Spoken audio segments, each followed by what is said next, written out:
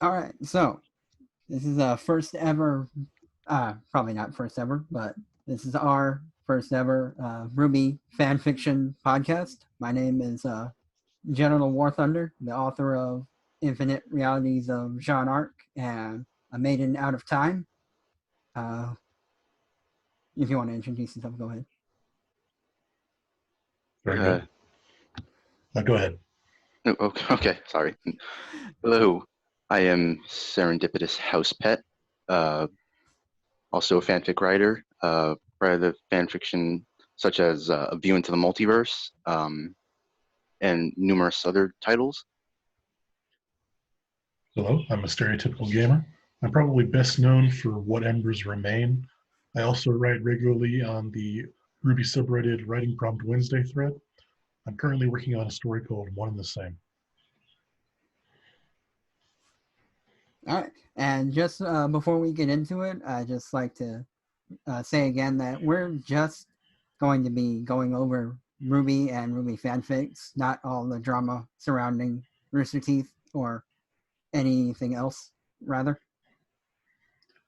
That's what I'm here for. Oh yeah, definitely down with that. Yeah. Okay. Who wants to go first, I guess? Well, when it comes to discussing RWBY fan fiction, I think that there's a kind of boom period that has already happened, and we're starting to see kind of drop off in the total population of the fandom. Because as we get further into the story, there's less to write about. There's not quite as much of the world that you can just make up. One of the best things about writing RWBY is that there was so much that you yourself could invent. Mm-hmm. Sort of like your very first original story set in an existing universe. Mm-hmm. Yeah, I feel like that's the same now that we're going into other kingdoms. Now everything's becoming fixated, I guess. Well, it being canonical and having its own rules doesn't really limit us per se, but it does make the universe feel a little bit less interesting because we know where everything is now. We don't have as much to just kind of invent and make up. We know what's going on in Vacuo thanks to the After the Fall and Before the Dawn books. We know what's going on in Atlas and Mistral thanks to canon. The first 3 volumes, we had to invent all that. We had to come up with that on our own. And it was Wild West of being able to use your own ideas to fill in the gaps.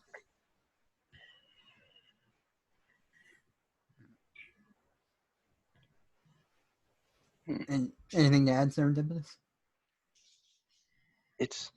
That's interesting. Okay, unfortunately, I'm not very far into the whole. I'm not at volume 7 yet, but it's interesting to think about the whole drop off thing. Yeah, because I myself have kind of been dropping off too, and what I've been trying to like check out other fandoms and stuff like that. Just because I've just it's like, for example, when I started out with Naruto, I was really into that, but then I came across RWBY, and I got way into that, and then just naturally went to other places as time went on. Which volume did you start with? When or what year did you get into it? But with RWBY? Yeah. Dang, I think I started in like 2018. Yeah, 2018. I think that's when I got really into it. Volume 5, that's actually surprising to me.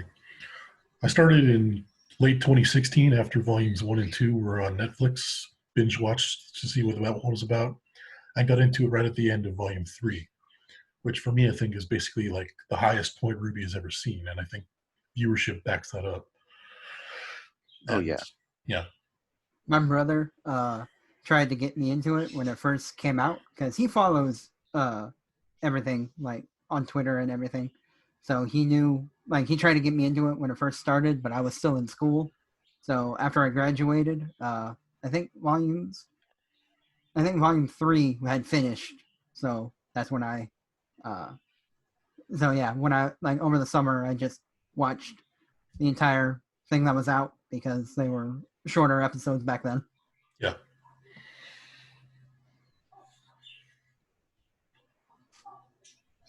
I mean, in my case, I just like started writing fan fiction around like 2017. So that's I mean, technically, I was part of the fandom when it first came out, but like I didn't start really writing for it until later down the line. When I just found the confidence to actually was like, you know what, I should try my hand at writing, see how that goes, and boom. And I think that's true of a lot of fan fiction authors, that for a long time they spend as a fan before they start writing any fiction. And really it depends on whether or not you yourself enjoy writing as an activity. And if you have that already, then it becomes a lot easier. In some people's cases, they actually learn to become writers because they write fan fiction. It's kind of a good way to start. Yeah, man. I just want to like create in general. Like my major's animation, and I just love the whole just making things in general. You know, cartoons, stories, stuff like that. Just love it. Just super fun to just imagine. Yeah, and I think that one of the reasons RWBY was so great for fan fiction was you could imagine, you could come up with some interesting ideas for characters who didn't necessarily have a well-defined backstory. That was true for a lot of the cast, at least in earlier volumes. Because we were introduced to something like 56 principal characters in Volume 2 and Volume 3, and very little of them were defined. We had our principal cast in Team RWBY and Team Juniper, who we know most of the details for, but even then we learned more about them as late as Volume 6. Mm-hmm. Apparently that was really the case for Joan. Am I saying that correctly? Joan? John? John, yeah. Apparently that was the case for that guy, because everyone just jumped on him for main character-wise. I also jumped on it. And in one of my reviews, I was told it was because he was such a blank character, we could do anything with him. Yeah, and I think that in some ways he's the principal male character, even though Oscar is starting to eclipse him a little bit. At least in the early volumes, he's certainly the most prominent male character. So if you wanted to write a male character, you kind of had to use John or you had to use Lai Ren. But he was already set. Well, and Ren didn't get a lot of screen time as much as Jean did, at least in Volume 1, where we had a whole arc centered around him. The thing about Lai Ren is that he's also kind of a blank slate, at least prior to Volume 4, where you can invent something for him. His backstory is that he and Nora were orphans and traveled the world together before they ended up in Beacon. So there's a lot of character potential, a lot of plot potential there with it. Right. We still don't have a backstory for Nora, so she's still open. And she's also a fun one to write, I think. If you're not writing her correctly, she herself will let you know. She will go up into your brain and tell you how to rewrite her dialogue.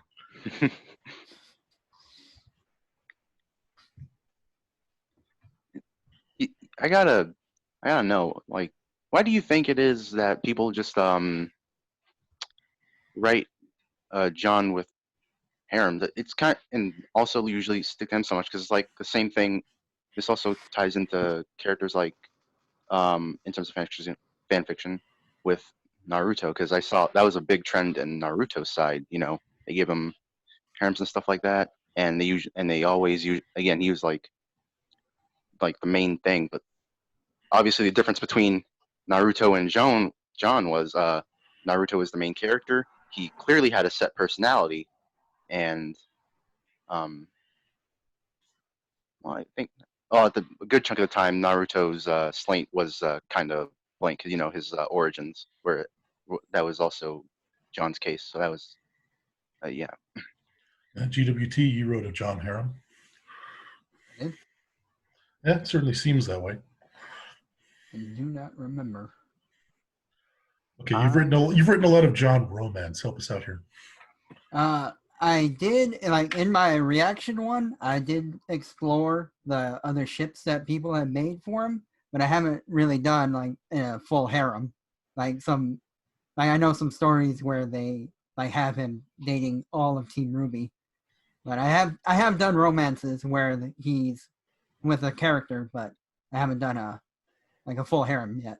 Yeah, Yeah. the closest I've ever come to a harem, I had John in one story with Blake, Neo, and Pyrrha all romantically interested in him. Oh yes, I, I know that story. yeah, I wouldn't call it a harem, but it certainly could be perceived as such. I'm sure someone has defined it as that. Mm-hmm. From my perspective, it was just about trying to write these different romances and these conflicting ideas, because those characters all are very different from each other. You've got the eternal optimist in Pyrrha, a very nice person, and you've got someone as conflicted as Neo, and then you've got someone like Blake in the middle to kind of form a contrast between the two. From Mm-hmm. my point, it was all about the character archetypes I was writing.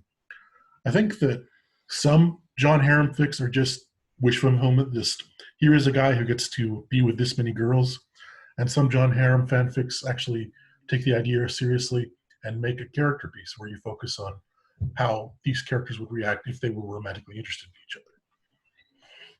I have read both, and yeah, there are some who take it seriously, and there are some who it's like John is a self-insert for them, and In my case, I jumped on the bandwagon for the harem thing just to see just to like try write. Because here's the thing, I always found like, I talked about this on my like profile. Writing harems can be fun as long as you don't like get too crazy with it or just make it super cringy. Yeah, I shouldn't even say cringy, should I? Anyway, no, you're right. There are harem fics where it's like it's typical anime tropes, and it's like really cringy to read. It's like it hurts. It physically hurts to read. Everyone starts out writing poorly before they write well. So if your fanfic is early in your writing career, then there's going to be some fluctuation in quality. Oh yeah, I have found my old works on my hard drive, and I'll be reading it, and it's like, why did I write this? Join the club. I straight up tried to like write this because there's a thing going around in Naruto fandom, right? The whole Naruto is the only male with a chakra thing. Because that I always looked at, I was like, this could be so fun to write if people just really tried to do it less. How should I say this? Like, if they actually tried to be more like, if everyone wasn't such a blank harem state, slate. And I was like, I'll jump on this, but here's the problem. I just looking back at my writing, it was like I found it juvenile, and I was like, nah. I couldn't go on. I just had to delete it, and I never looked back. That's a difficult day when you look back on old work and have to kind of grow from it. You have to be very critical of yourself, and that's not an easy thing to do. This happened 3 times, my guys. 3 times. I tried to write it 3 times, and in the end, I was just like, nope, just can't.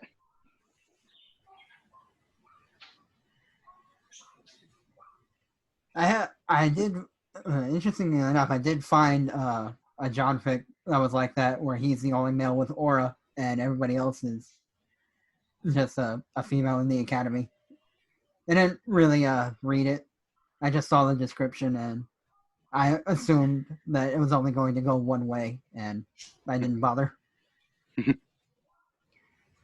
I'm trying that myself, actually. Only it's more drama oriented. It's not silly goofy harem. It's like a super serious drama.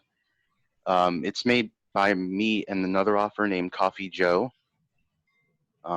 He made it first, and I adopted it because I was like, this could be a really interesting concept. And, there's some changes I want to make. Let's see where this goes. Let's work together. And so far, it's received mixed reviews, but mostly it's due to the fact that people find Jean, the way I've characterized John's character as grating, and it's intentional. I wanted to make him because I gave him this backstory. Well, no, okay. Coffee Joe gave him this backstory. I'm twisting it a little bit, and he's basically got a thing against women because of how he was raised, basically to be just breeding stock. And it's like what is it? Archaic. Archaic where they traded married for land and stuff like that. Political. Antiquated. Yeah. I wanted to try that because I was like, this could be fun. I'm enjoying it so far. but I've gotten mixed. It's just this isn't a harem thing. It's just like super serious drama. And then I've seen other fics, whereas like there's like two other fics that sort of go again, like opposite of the spectrum. There's that one fic you Genital WarThunder you probably seen. It's like it's like something Y. At something Y. That was it in the title. For that on harem fic, and then there's this one dude I'm looking at named Epsilon110 who's making a My Hero Academia fan fiction, and it's about Midoriya being the only male to discover a quirk. My God, I look at that fic and I just think to myself, this is what I want it to be. That dude was awesome. I would recommend you guys check it out if you ever have free time. I'd have to get into My Hero Academia. I've only seen a couple episodes so far. I haven't seen any. Hmm. There was a movie poster in my hometown when I was visiting a while back for the My Hero movie. Mm-hmm. Yeah, that's literally the only thing I've seen of it. I saw the trailer for the movie and that was it. Every now and then someone tries to get me into it, and I say that, I'll get around to it when I have free time. I say free time while I try and write a RWBY fan fiction every week. But Boys, I'm a little bit blasphemous. I read fan fictions for My Hero Academia first before I actually got into My Hero Academia. Hey, if that's what got you into the series, then the fan fiction worked well.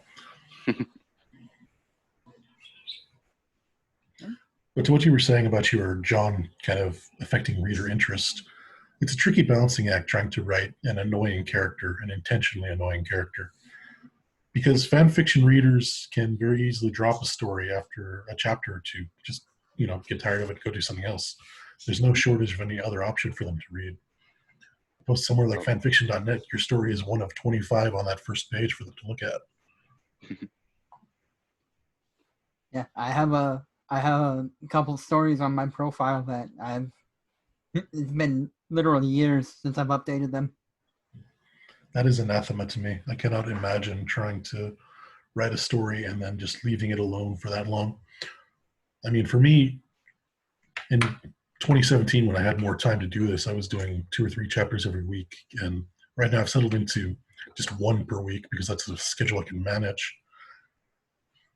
And the idea of not finishing my stories drives me crazy. I wouldn't be able to do it.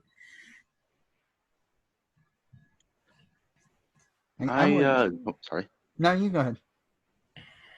I was about to say my schedule, as it says on my profile, is erratic as all hell. I just like have periods where I'm just ready to go, and then there's like this one period I was kind of just like, I just don't feel like writing right now.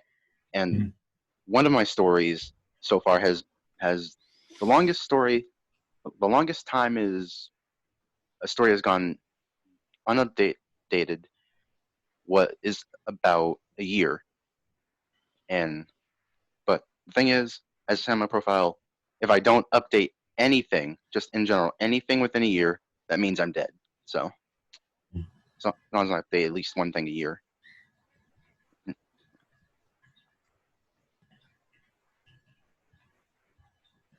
Yeah, mainly the ones that I've given up on are like either crossovers or stuff that sounded good at first, but when you try to plot it out, it falls apart.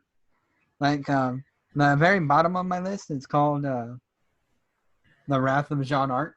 It's a crossover between RWBY and Warcraft, and like I said, it sounded good at first, but when you try to plan it out, and you have to delve into the lore of Warcraft, you can't really get it all, or you'll get one side, but you leave something out that a true devotee will notice and pretty much cause a plot hole in your entire story.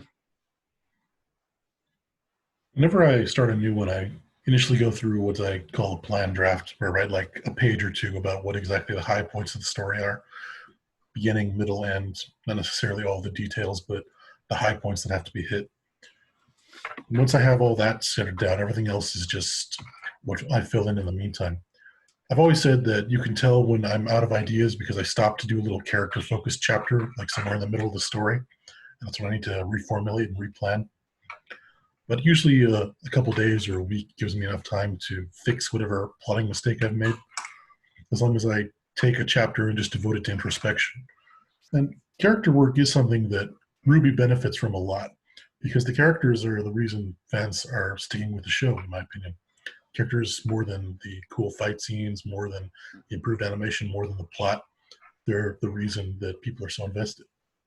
So taking a chapter to devote to them and their struggles will keep your reader's interest. Yeah, that's what I'm trying to do for that one fic.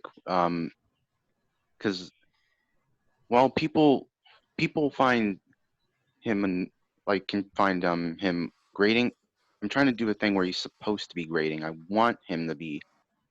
I'm trying to make him very flawed because that's what he is. He's John is flawed in the beginning of my story because what he's been through, and I'm just trying to make it as make the characters as interesting as possible, because that's how it goes with drama. We're definitely there for the characters and drama. Yes. If your characters aren't, interesting or anything like that, then how are you going to make it dramatic? So, and it's really hard to balance out because I've had people tell me I've made John too grating or he's not angry enough. They want him to go full on Doom guy. Yeah, that's one of the reasons why I slowed down on my Jean fic and kind of started going towards another character, because 90% of them are either Jean where he's overpowered or Jean where he's a weakling. Mm-hmm. Yeah, they do seem to be extremes. And sometimes you want to do something different and write about, I don't know, Lai Ren or Tai Yang or Oscar, give it a different male lead. Mm-hmm. That's very much the minority. Or just a different lead in general, because I just, like, if you actually notice my my update schedule or what I've been writing, it's not even about John anymore. Mm-hmm. Oh yeah, I mean, RWBY has no shortage of interesting characters to be your lead. Generally speaking, the ones I like to write the most are actually Raven, Neo, Cinder, kind of not necessarily villains, but flawed characters, people who have issues. Mm-hmm.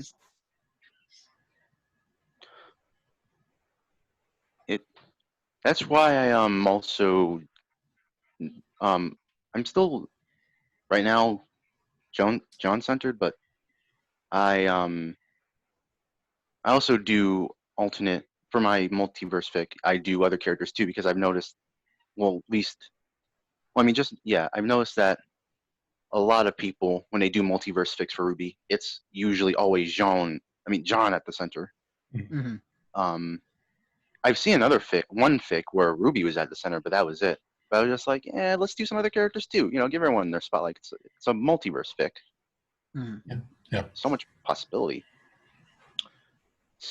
Speaking of multiverse fic, I am so happy that those got as big as they did and those exist, because that multiverse fics are such a great platform to just like have a little fun with the characters, and just if you ever have ideas, right, but you say to yourself, I don't really think I can make a full story out of that.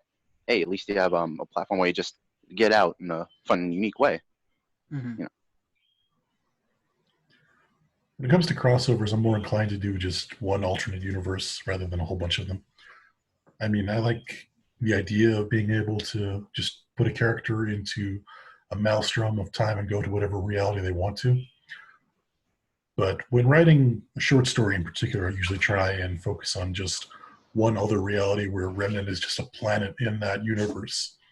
Like I did a crossover with Transformers, I did a crossover with Halo, where Remnant is just a planet rather than Earth. You don't even have to do crossovers with multiverse fics. I just for example, like the first chapter I started out with was literally just John as a freaking sociopath, and I just another alternate universe for RWBY and setting. Oh yeah, Yeah. It's fun. And the other thing I like to do with crossovers is I don't like it when crossovers just like plop one character down in somewhere else. I mean those are fine, but like it's always more fun for me to like just look at stuff that really mixes the universe, or Okay. because there's so much of like cool stuff you can add into both universes, or lore you can mix around and play with, and just it's a fun little playground right there. Yeah, the only like I said, it's you have to, I guess, be careful or be very studious with it, because like I said, I overreached when I did the Warcraft one, because there is so much in general just on Frostmourne and the Lich King that it would take, I don't know, way too long just to explain how the Lich King ended up in this world, and same with his entire legion, Sindragosa, Kel'Thuzad, a lot of it.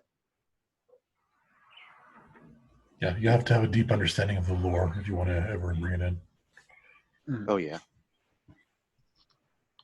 And I'm just talking about Warcraft 3. I haven't even gotten into World of Warcraft or the books on the Lich King and the Fall of Arthas, and yeah. Mm-hmm.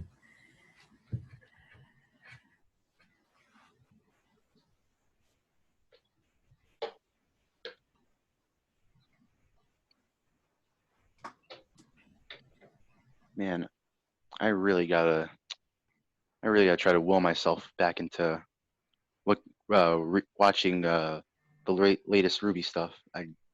I've just been out of it, just trying to watch all this other stuff. Yeah, just set aside 3.5 hours of your day and binge watch Volume 7. I think RWBY generally is one of those shows that benefits from watching it all at once rather than breaking it up into weekly segments. Oh yeah, that's what I do all the time. I just I always wait for stuff to, like, for example, anime. I always wait for it to go all the way through, then I'll watch it all, because I don't want to wait. I want to just watch it. I like to pace myself. Like when Breaking Bad, the complete series came out, I hadn't watched it on TV, so I waited for the whole series to come out, and I would watch a disc a day, because the disc is a couple episodes, and each one's an hour long. So it. Yeah, But that's just me. I mostly just watch it on Netflix. I don't really own a lot of physical media anymore. I like getting collector edition stuff, like from my wall behind me. So I see. Physical media? What a boomer. I mean, I've got some. I'm just not buying a lot of it now. I have Futurama and the case looks like the spaceship, so I don't care what you call me. Boomer. He's got a point there. Boomer. I buy collector's editions for video games. It's not any different from that. Yeah. Boomer. Yeah. Digital is the future. Yeah, but we're still going to hang on to the stuff we have. We lose the internet and we may not be able to watch all these TV shows. You got to have some DVDs somewhere. DVDs now. I'm the boomer. You want to talk about that? VHS. I'm sure I've got them in my garage somewhere, but I haven't looked at them in years, so they're out of sight and out of mind. We were doing some cleaning, and I found my old VHS of The Lion King. I was like, oh my god. Yeah, there was a time. My aunt made a whole bunch of VHSs for me when I was younger, and I would watch stuff like Martin Mystery and Ren and Stimpy so much. Yeah, I would watch Pokemon episodes, and I watched them so much that the tape actually broke from being used too much. Yeah, the Pokemon cartoon was a good good amount of fun back in the late 90s, early 2000s. Mm-hmm. Lost track somewhere around Johto, I think. After that, the anime just didn't interest me anymore. Yeah, I don't remember where I stopped in the anime, but the games, Gold and Silver, I'm pretty sure are where I stopped. Or no, I kept playing the games, but like paying attention to the actual story of it. Well, Gold and Silver is where I stopped. Gold and Silver were probably the best games in the series, so I don't blame you. Oh yeah, especially when you go back to the first one and you have to fight your old character. That was yeah, this full circle is a great moment. But drifting back to RWBY for a moment. Yeah. we kind of got a little off track on that one. I was about to say, we said this was going to be a RWBY podcast. Here we are talking about VHSs and Pokemon. Well, yeah. Well, at one point in my life, I wrote Pokemon fan fiction, so it's tangentially related. I'm pretty sure there's a RWBY Pokemon fan fiction somewhere. Oh yeah. Undeniably. Another one of those crossovers. See, it's totally related. It all comes back together. Exactly. Now, I was thinking about the conversation about physical media, and I'm wondering how many people actually own RWBY Blu-rays and DVDs. And I own volume 4, but that's only because I turned the paper inside out and I got it signed at RTX. I've got the Beacon Steel book, which has the first 3 volumes on Blu-ray, Mm-hmm. and I watched it primarily to hear director and writer commentaries. Just it was nice to have those to own. Mm-hmm. And after that, I didn't really see reason to get any of the others. I guess after volume 4, I don't really like the show as much. I don't go back and rewatch it very often. Yeah. The only reason I've kept up with it is because to keep up with like the fix and only to at this point I'm invested. Like I want to see how this ends or how they fuck it up. Yeah, I'm definitely interested to see where the story goes and again, what the quality of that story will be. But really, you stay with it because you're part of a community, part of a fandom, and you read other people's work and you write your own. And you're invested not only in the show, but of the people who were there with you. So, yeah, my friend said he said that stuff really got good at Volume 7. Another has told me that he is still very dissatisfied. So I'm just thinking to myself, I'm just going to try to see what it is, what's going on, what I think, and hopefully, won't be too disappointed. But I'm on the dissatisfied side of things. I think Volume 7 is flawed. I think it has its problems, but if I were to kind of rank it, I would say it's in the higher tier, like second or third of the volumes. It has its moments, but overall it has a strong finish. It has a couple of good character beats. It has a very good fight scene. Mm-hmm. It's definitely got some structural and pacing problems, but that's been true for a lot of RWBY volumes. Yeah. For me, it's a question of whether, if you thought Volume 6 was good, you'll probably like Volume 7.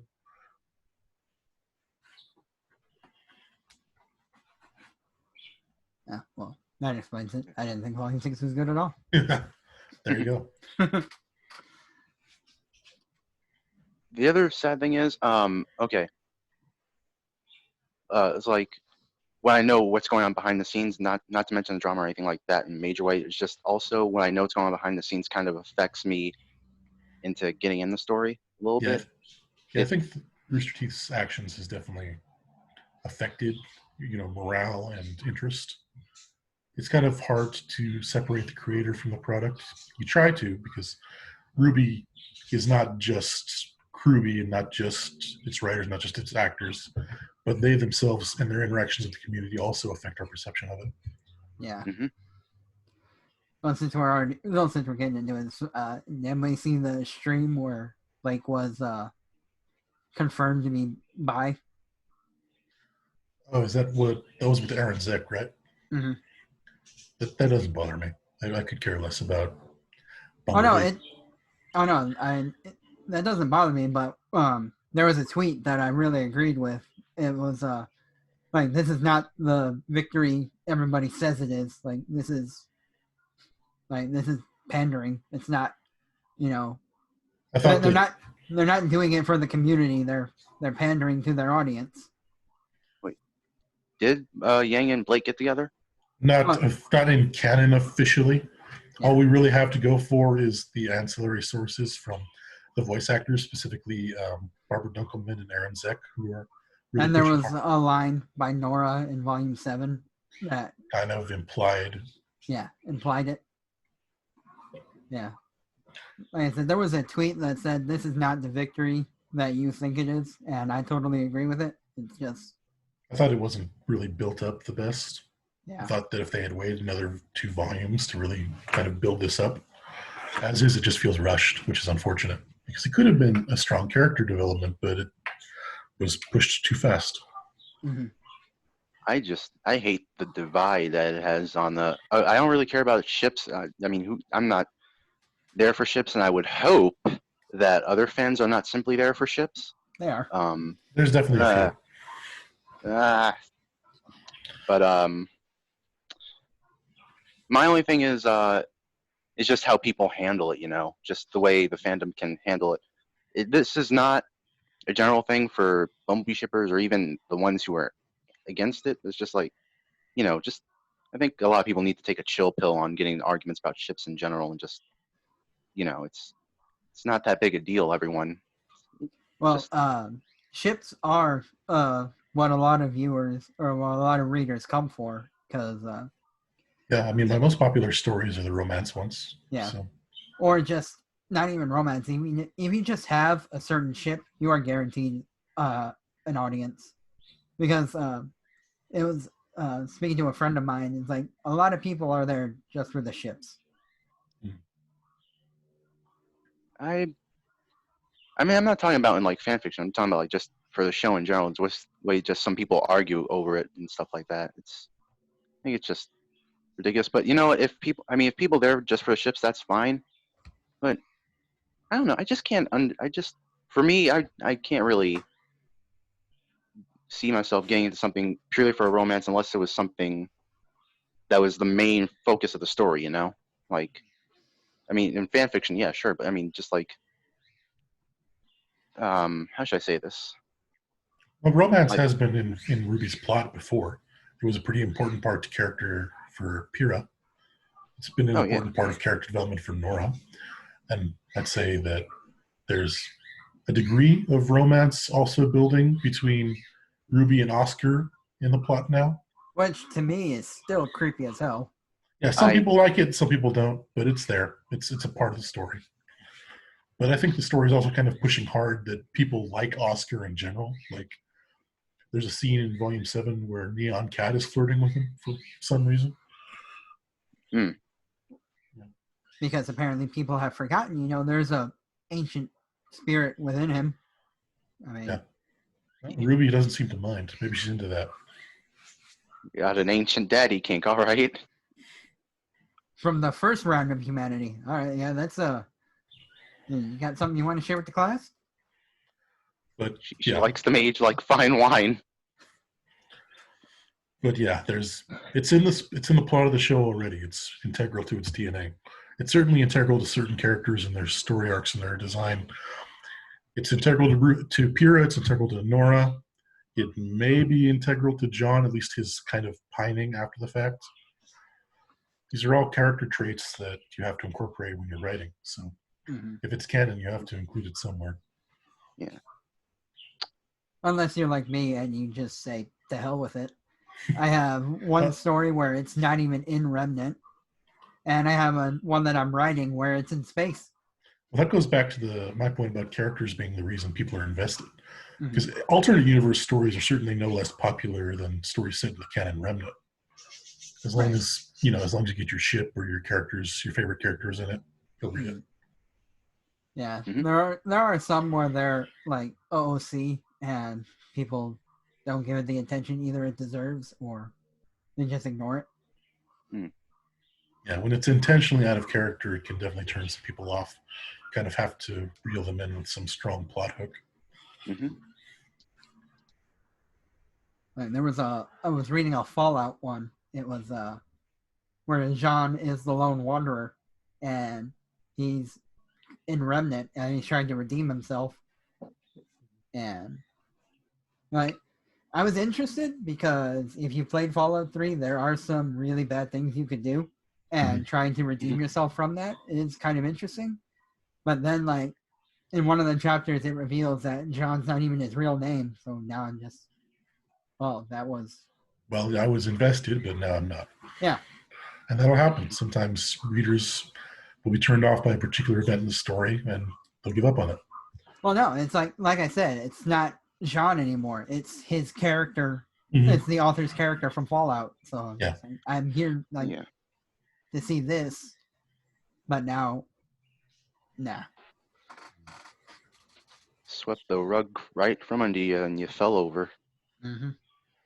And you try and subvert reader expectations, but sometimes it just falls flat. Like I'll try to go back and read it, but I can't get into it knowing, like, I'll even start over from the beginning, but then I'm like, I know what's coming, and I just stop. Immersion is very important, and once it's broken, it's very hard to restore. So, yeah.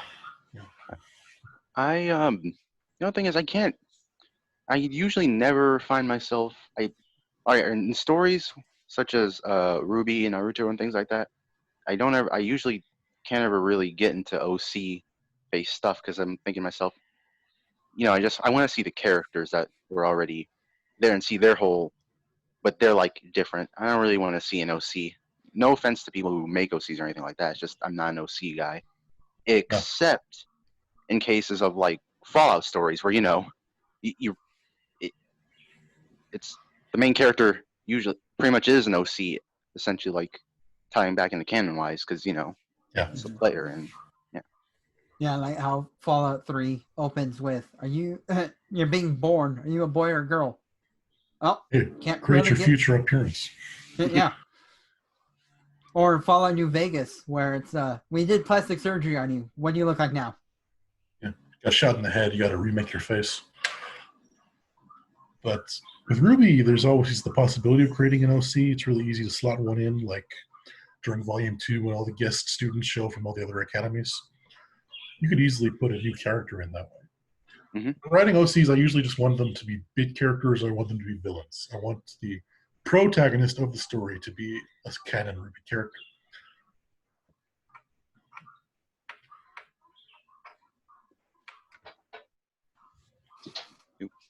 Yeah, because I wrote one in one of my stories, and it did not go over well. Mm-hmm.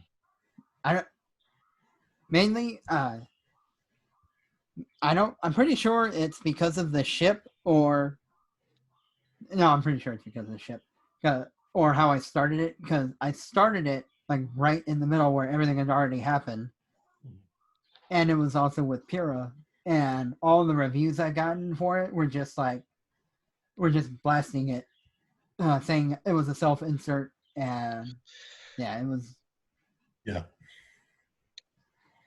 Yeah. Now, go ahead.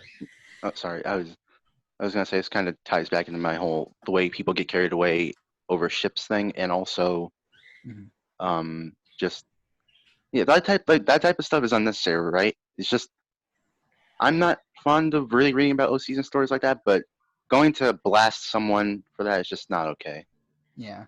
Yeah, right. There are some ships that the fans just get really defensive over, including Arcos or John X Pyrrha. And Bumblebee being the key one, because there are so many people that will defend it to the death. Yeah. They're not even open for like a debate about it. It's just them. That's it. Yeah, I get that. I got a lot of flack for that because I've written one of my favorite ships to do is actually Ren X Blake. So that never goes over well because I'm breaking up the two most popular ships. I did that in when I did the Avengers. I had like Ren was Vision and Blake was Wanda, and they were together. But like that did not go over well because, like you said, it was breaking up the.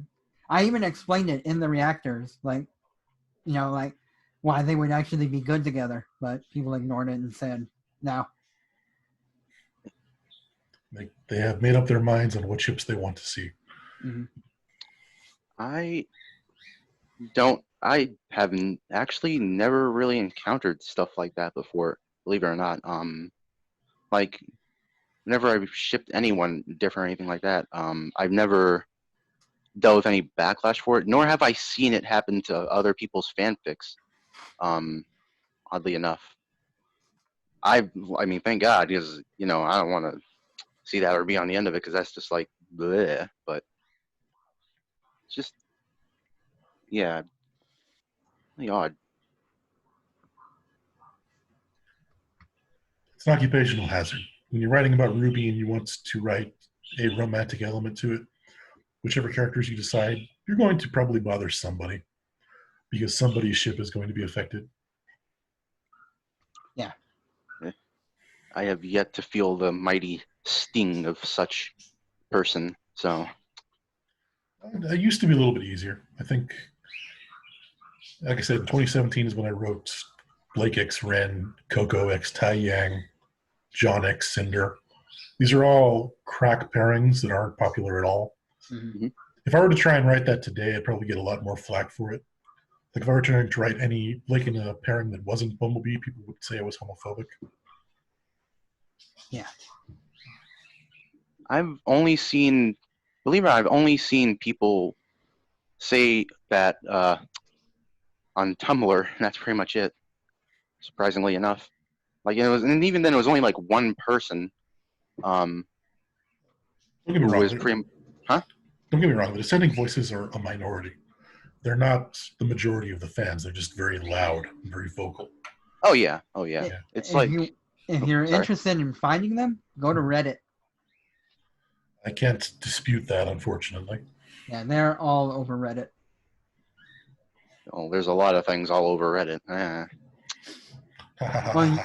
Well, you know what I mean. Like the RWBY subreddit. Oh my god, it's full of these people who are just toxic to everybody. I No, will. it's I will. this ship or nothing. I will defend the RWBY subreddits to a degree here. There are definitely bad actors who will lash out in every thread they dislike, but there are plenty of good people, and I don't want that to be unmentioned in condemning them. Oh yeah. Does this feel like we're going into the drama portions of RWBY, which we said we wouldn't do, or am I? I think that there's to some extent it's unavoidable Well, because it is a technically, big part of the fandom. Well, technically, I said the drama around Rooster Teeth. I mean, but We touched on that briefly, but we moved on pretty quick. yeah. Okay. So like I said, the drama about Rooster Teeth is staying out, but no, I mean drama around RWBY. Well, this is a RWBY fanfic, or this is a RWBY podcast. That's what we're here to talk about. Okay. Yeah, I've actually been, and you know how people always complain about fandoms and stuff like that. Honestly, I don't see anything wrong with a lot of fandoms or anything like that. Of course, you're gonna have toxic people no matter what. This is true. But honestly, the RWBY fandom, I'm happy to say in my case has been very nice to me. Very good to me. I've had the chance to talk with a lot of good people and seen a lot of good things. And like the only bad thing I've ever dealt with, I can't even really say it's a bad thing. It's the freaking internet. Like is when I was talking to this one nice lady on DeviantArt. We were talking about like why do people ship John with so many characters, and she was like, I can't really get behind RWBY and John ship. What is it? Lancaster. There we go. Yeah. And I was like, yeah, I think people just do it because they mesh well together, their personalities. And she was like, she disagreed with that. And some other person came up and was just kind of cursed out, and it was like, yeah. But other than that, that was the only time I've ever seen something bad from RWBY fandom and the whole Bumblebee on Tumblr thing. That was pretty much it. Only real things. Oh, that's a good thing. Oh yeah. Lancaster, I think, has a good degree of support from some members of the fandom, just because they like both characters. So if you like this character and you like this character, you thought, oh, maybe these characters should be together. Mm-hmm. But yeah, they're the awkward team leaders. Yeah. In show, they both have a very strong bond already, which is a good starting point for any sort of development of their relationship. Right. But it also works fine as just a close friendship, which I think is what they're going for, since it seems like they're directing RWBY towards Oscar. That I'll be honest with you guys. The only ship I kind of can't really support is Oscar and Ruby. Nothing bad against poor Oscar boy, but I mean, you got an ancient man inside you. Yeah, I and just you're not the And- only one. And it's been said in canon that Ozpin will eventually take over and Oscar will cease. So it's just I can understand, like, maybe for a little bit she wants Oscar to enjoy what time he has left. But at the same time, like, Ozpin's there, watching everything. So it's a little weird. Yeah, and you're not the only ones in the fandom who disapprove of it, but it does seem to be the direction they're going in canon. It could be a red herring, and they could be changing their minds later on. I don't know. They seem definitely willing to listen when the fandom complains about things. Only when it suits them. True. We're getting into drama. Okay. Let's get away from that one.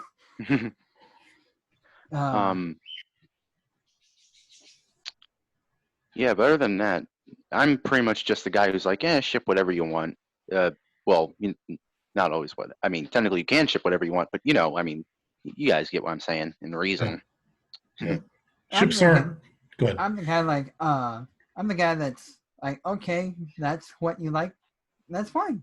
Like, it's good to have it and take pride in it, but if you start shoving it in my face and yelling at me about it, we're gonna have a problem. Yeah, and that's the problem we have, that the most popular ships got very ardent defenders.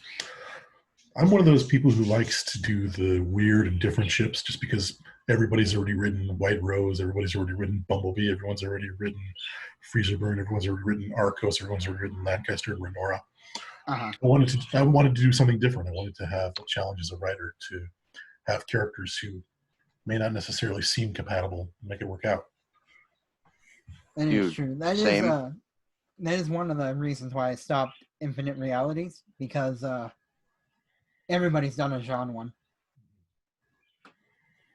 But not like you're into the multiverse where you're doing everybody. Like, thinking about mine, where a lot of people have done Jean as the main character. Yeah. Mm-hmm.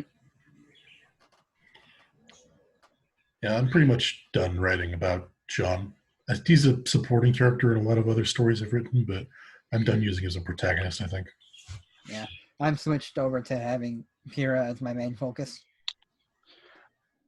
You know what the thing is? I don't honestly really care for John in canon. Like, he's nothing. I mean, he's a respectable character, but he's nothing really special to me at all. To be honest with you, I fell in love with the fan fiction versions of him because, like, people always there's a lot of people make such interesting concepts of him, and then there's the big squeeze, the big machismo of the RWBY fan fiction, Cor Alaran. I hope I said that right. Like, Core. yeah. Oh, Cor. Okay, excuse me. Cor Alaran. How's that? We know him. We know it's Yeah. Like, we know who you're talking about. Oh yeah. I just love his works and other authors too, just their interpretations of John. And I separate fan fiction John from canon John, because it's just It's not that hard. Yeah. More and more, I think people are separating fan fiction from canon. I remember one of the comments on one of my stories, the review was, "This is why I keep up with the show. More, fan fiction using characters better than canon is." Mm-hmm.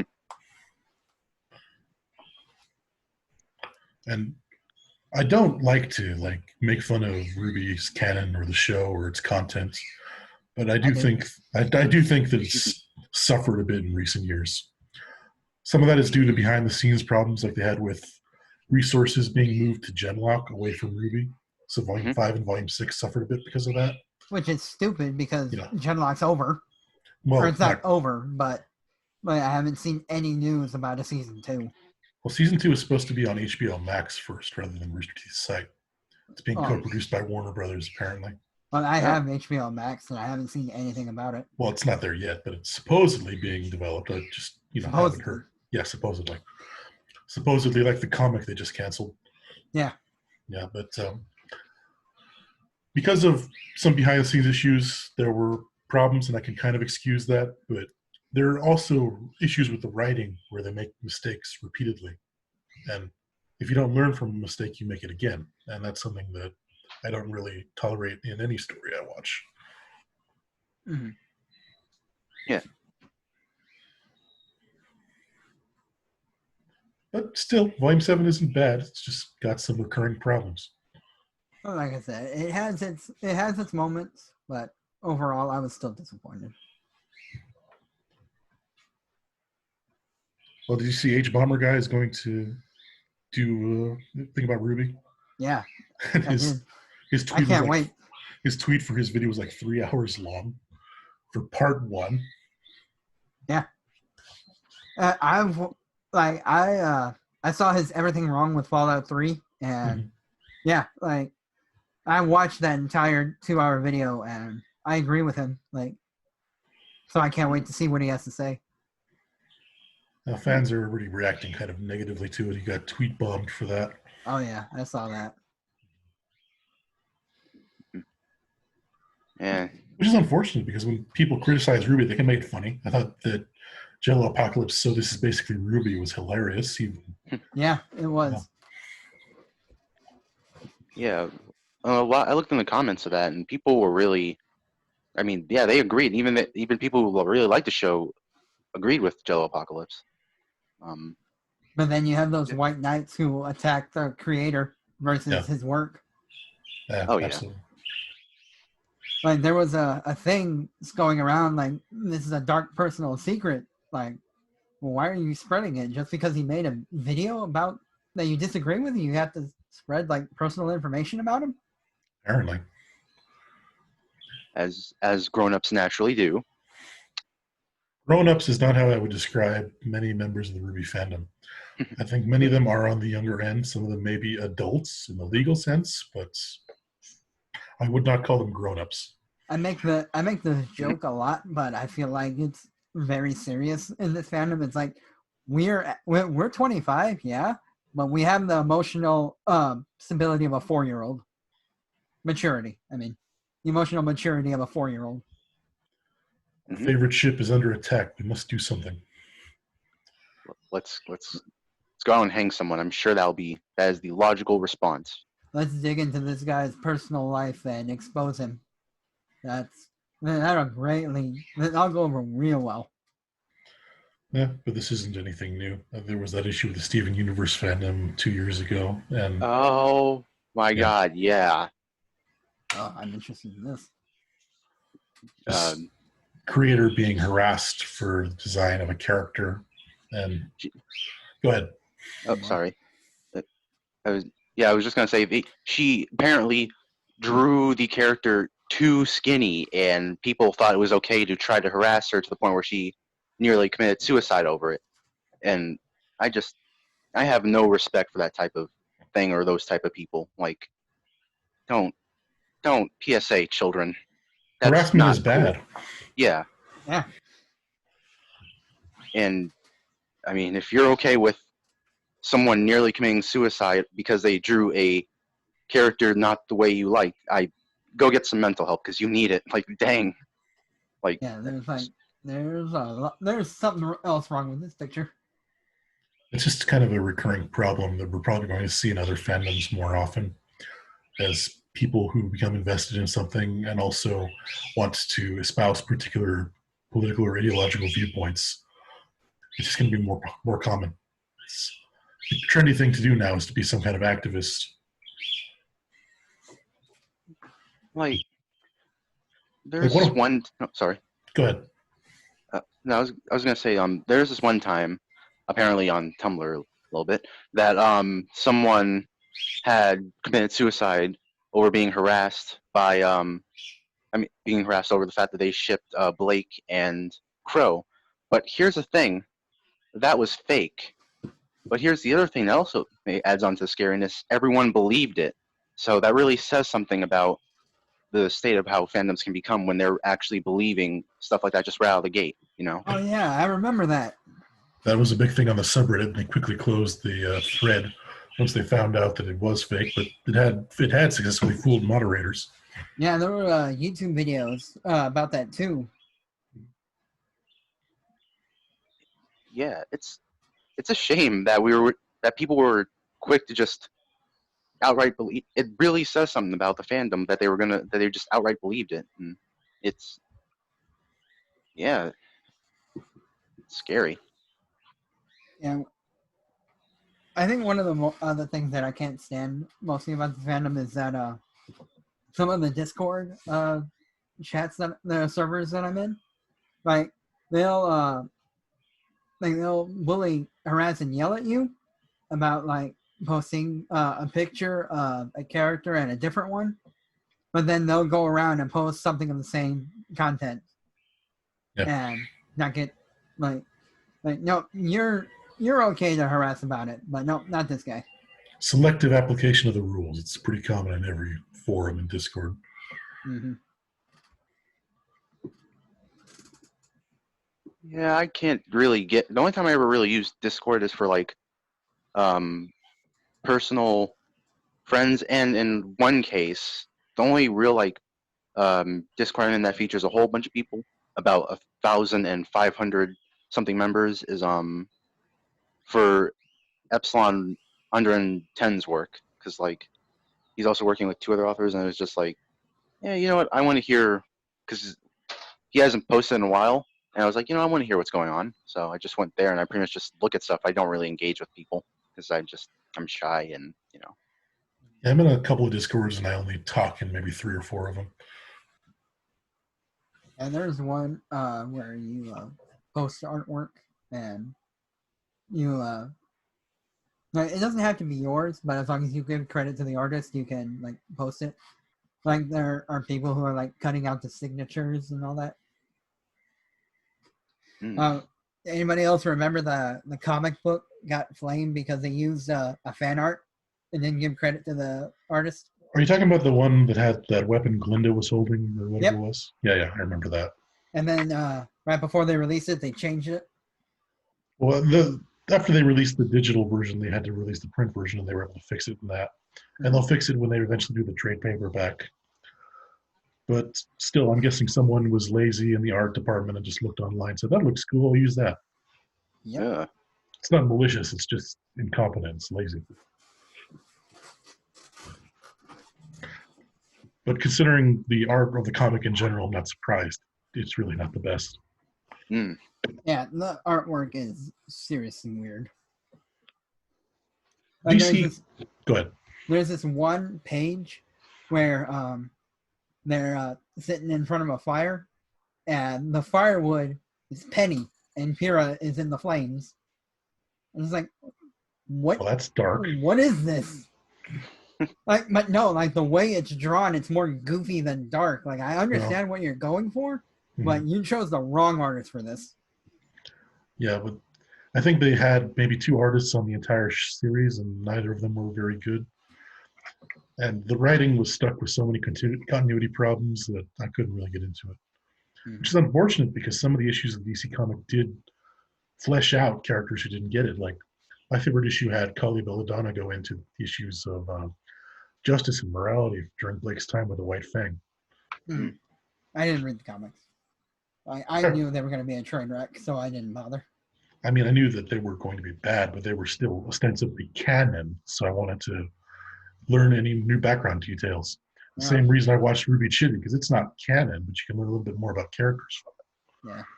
Yeah. But I have After the Fall on audiobook, but like I can't get through it because the first chapter is describing is Velvet describing her team, or not Velvet, but like, you know, the author is describing the team. I'm just like, we know RWBY.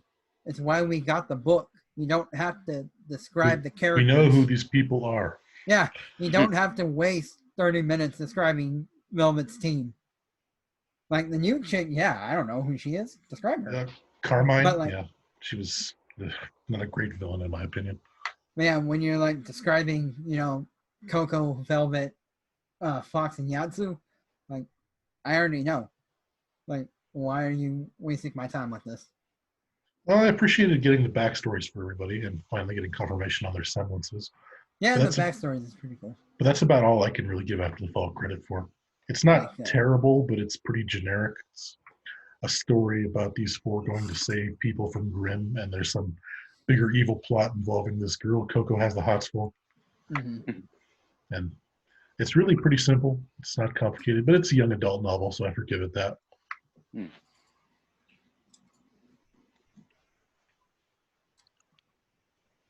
Yeah. Yeah. Coco being claustrophobic is actually interesting. Is one of the things I was not actually expecting. Yeah. Mhm. And getting some backstory about her family, her two brothers, and her backstory at Signal, where Velvet was apparently present. These are all details that you can add to your fanfics after the fact, so Mhm. it has some value in that regard.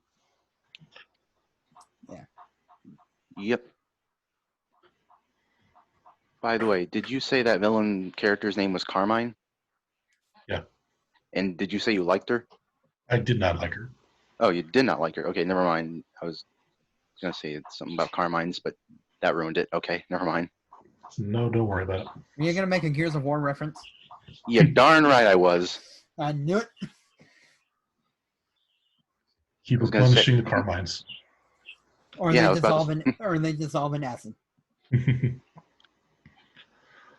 Gears But is another one that I kind of lost interest in after the third game, I think.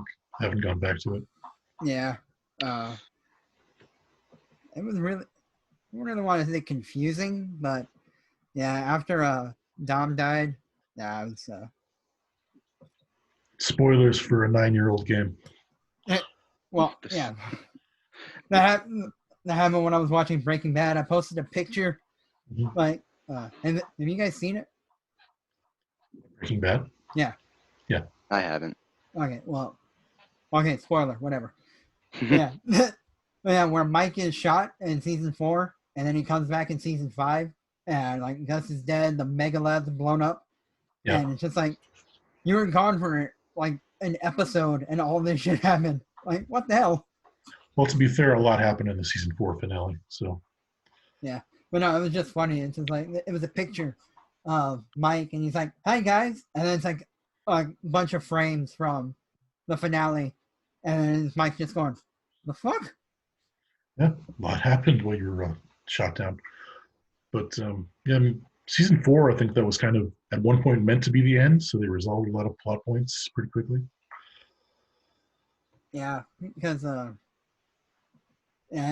Nazi stuff really didn't make a lot of sense to me. That's like I still watched it to the end, but I would say that season 5 isn't the weakest, it's just not as good as season 3 and season 4. So I think a lot of shows suffer from that. When they get, the longer they go, they start to wear thin a little bit. Oh yeah. And the same is true. or they're like Family Guy, and they just don't care. Like, we've been on the air for 20 years. We're just gonna keep putting out crap. Yeah, I mean, how many Simpsons seasons do you go back and rewatch out of the 31? 4 or 5 of them?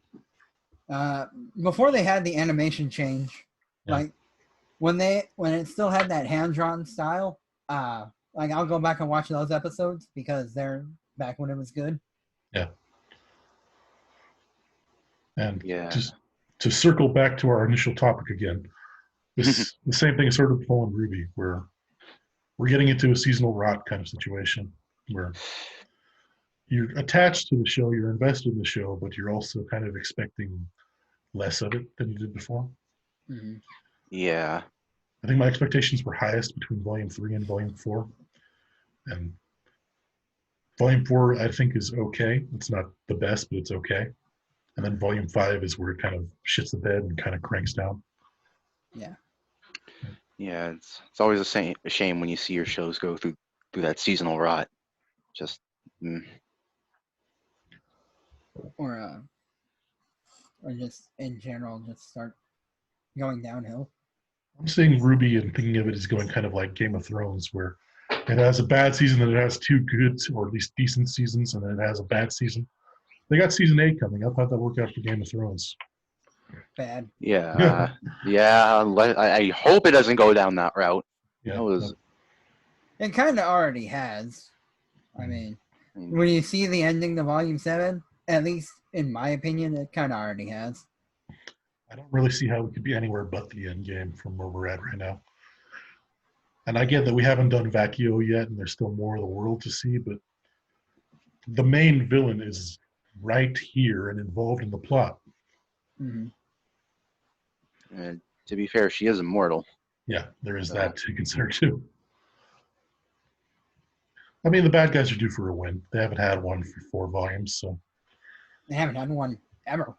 Well, volume 3 I count as kind of a victory. I really don't, because sure, the school's destroyed, but Osmond, because how they set it up, they really undid everything.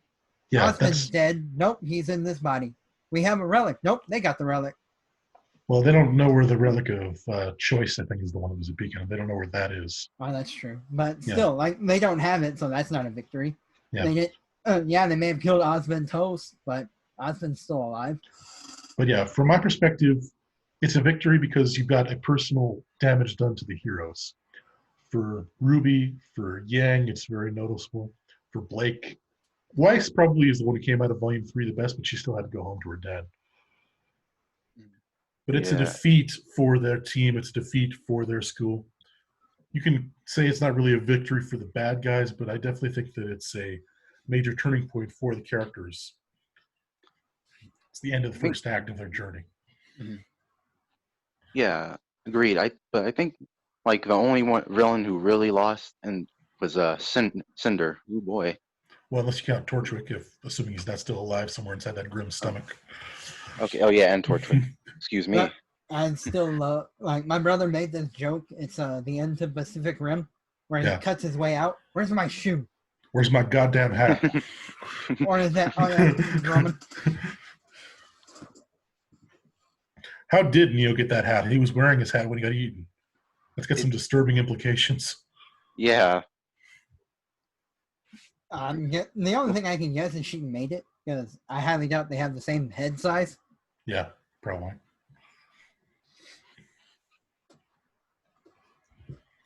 Do a fanfic on that. How did Neo get her hat? Do a little one shot, like she crawled through the burning wreckage and cut open a grim. Reach right inside that Grim's ass and pull it out. Yep. Yeah. When you said crawl, I was thinking somewhere else, but. No, she found a pile, and the hat was inside of it. I mean, Neo is one of my favorite ones to write, but there's definitely enough missing there to fill in that can potentially create a plot hole. Because you've got to get her from the fall of Beacon to Anima, conveniently where Cinder is in Volume 6. Yeah, that is one of those. But it's also one of those, fan service moments. She's back. Don't worry about it. Well, it certainly helped me get invested in Volume 6 because initially I wasn't super hyped for it. The most interesting chapter was the 3rd one where we went back to the past, and then after that I was kind of a drag. But then we got Neo and Cinder and had a decent fight, and then we got the Brunswick Farm marks, which was a good kind of midpoint for the volume. Volume 6 for me was fine until we got to the final act, and then it kind of fell down gradually. Oh, Argus?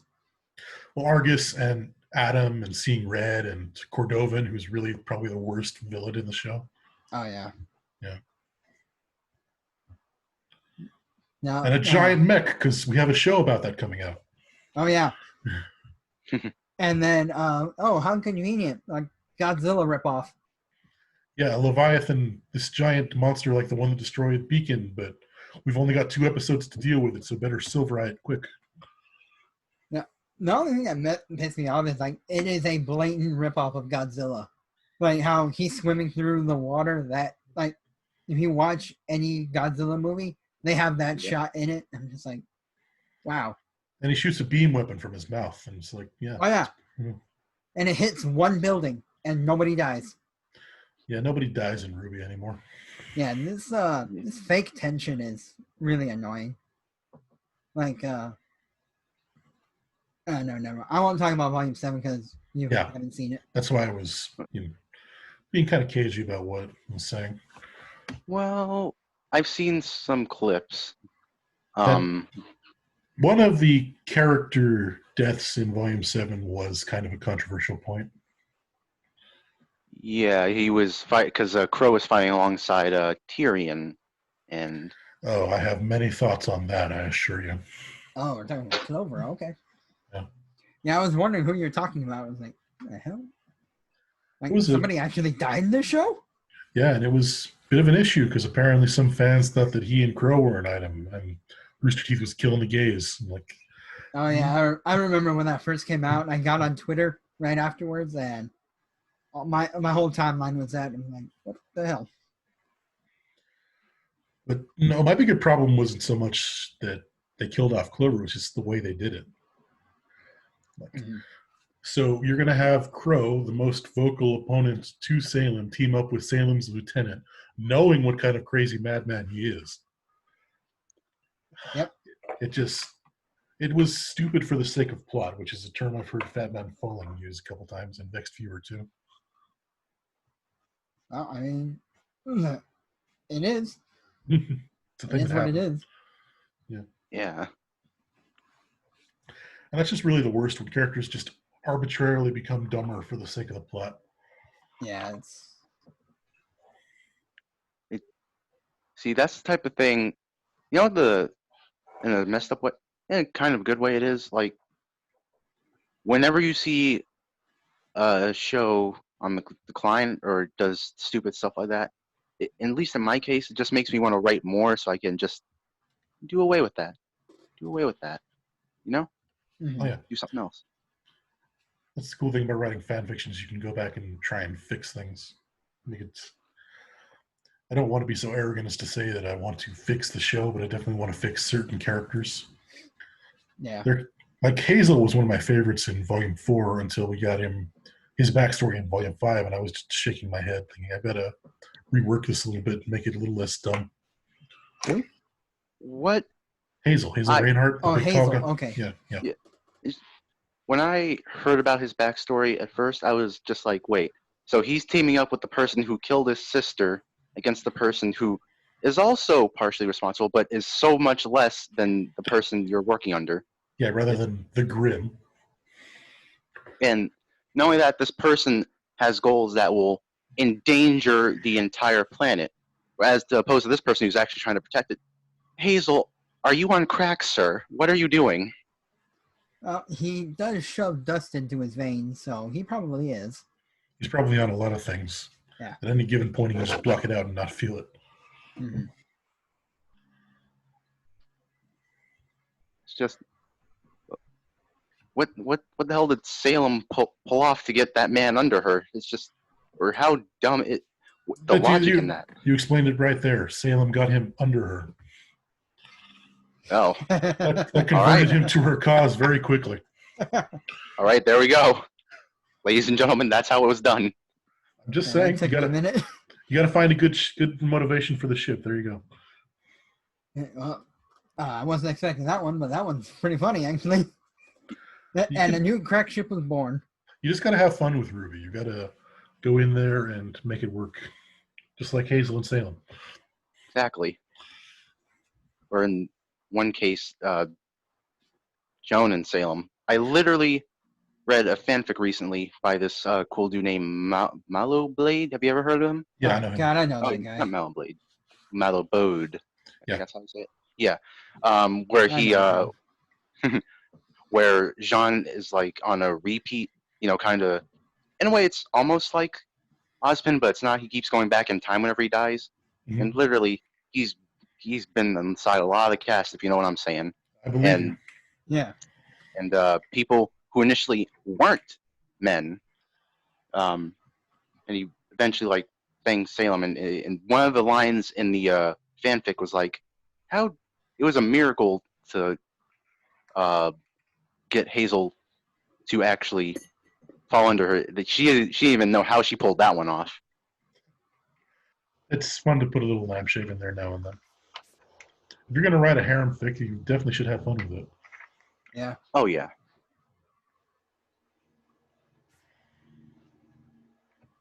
So anybody have so what's your next chapter gonna be?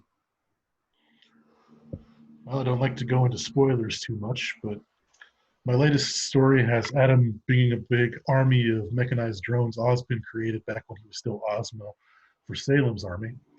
And he and Salem are teaming up to destroy Atlas, so that's going to be great. Oh, Nice. our fourth is finally here. Who's here? Oh, Welcome. Hello. greetings.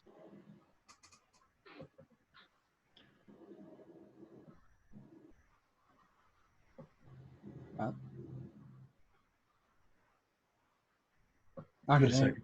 okay, no, she's connecting. Yeah, I can see it on my screen. It's connecting to audio, Yeah, okay. and her microphone is muted. But so yeah, I got multiple. Yeah, I got multiple stuff coming out. One second, I'm texting.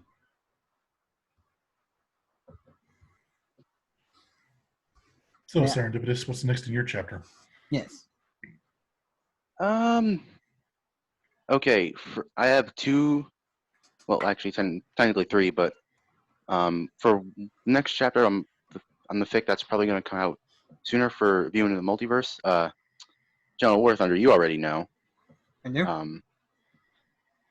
That one's going to be pyrocentric. Oh yeah. Oh, I remember now. Yeah. And for hello, can you speak now? Oh yeah, I just now unmuted. How y'all doing? Hi. Doing all right? Doing well. Holy shit, there's a girl here now. Wow. I know, it's amazing. They Back exist. away. They're in the RWBY fandom somewhere. Someone give me my holy water. Girls are into electronics too. Oh, wait, Holy water. Oh, I got something. Oh no, that don't work on me. I'm too far gone for holy water to be effective. Let's do this. All right, get the bug spray. I'll put it right there. Oh no, bug spray is my weakness. Good to know. So we just had most of the conversation already, but by all means. No, I was just opening the floor to like what's everybody got planned for the next RWBY fic.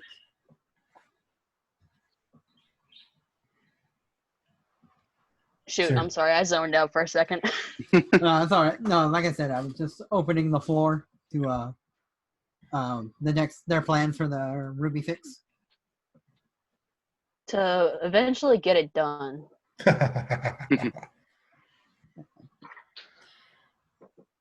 Yeah. In the last 2 weeks, I've written one sentence. I It's know how that progress.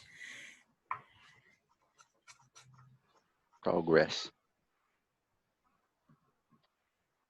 is. I mean, you've done more than me so far. Wait, no. Wait. Okay, this week, yeah.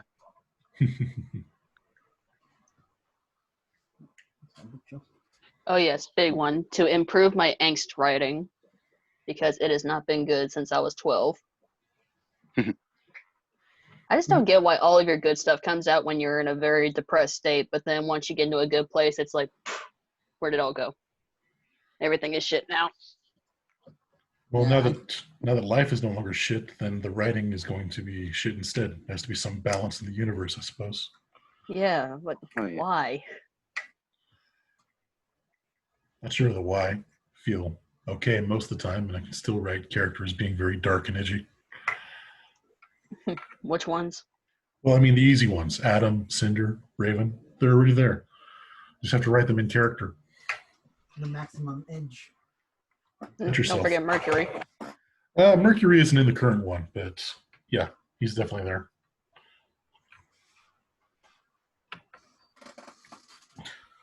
Problem with RWBY is there's so many characters already that you kind of have to pick and choose who you're using in each story, or you lose focus because there's too many people to touch on. Yeah, it's true. You can do what I did and just have a whole fic based around one person. Mm-hmm. Well, most of my stories, like fanfiction.net, has a character limit to 4 that you can focus on. So it was Does pretty it? common for me to have that number to go with. Like, Oh yeah, in the summary, I get it. yeah, when you tag it. Yeah, when you tag it. So most of my stories were just, 1 or 2 characters who are the leads, and then a couple others as supporting cast members.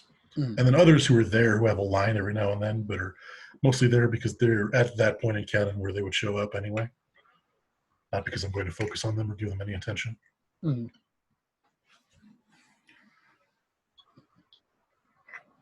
I gotta try to balance out this one fanfic I'm doing. Well, actually, a whole bunch, because like, while it only can like show 4 characters on there, I gotta do some characters that I gotta do a whole bunch of characters to give them some focus. Because like for example, I'm doing this one Ben 10 fanfiction, right? I'm going to have multiple love interests, but I want to flesh them all out because they each have something really interesting to them that Omniverse didn't really do for them. So, Well, if you've got 3 of them, then you can tag them in fanfiction.net. If you've got more than that, then you've got to pick and choose. Mm. Or in worst case scenario, go to archive. Yeah, archive data will give you a lot more.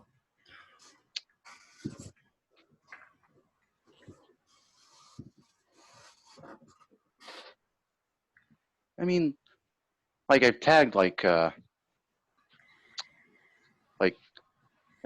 shoot, how many I tagged?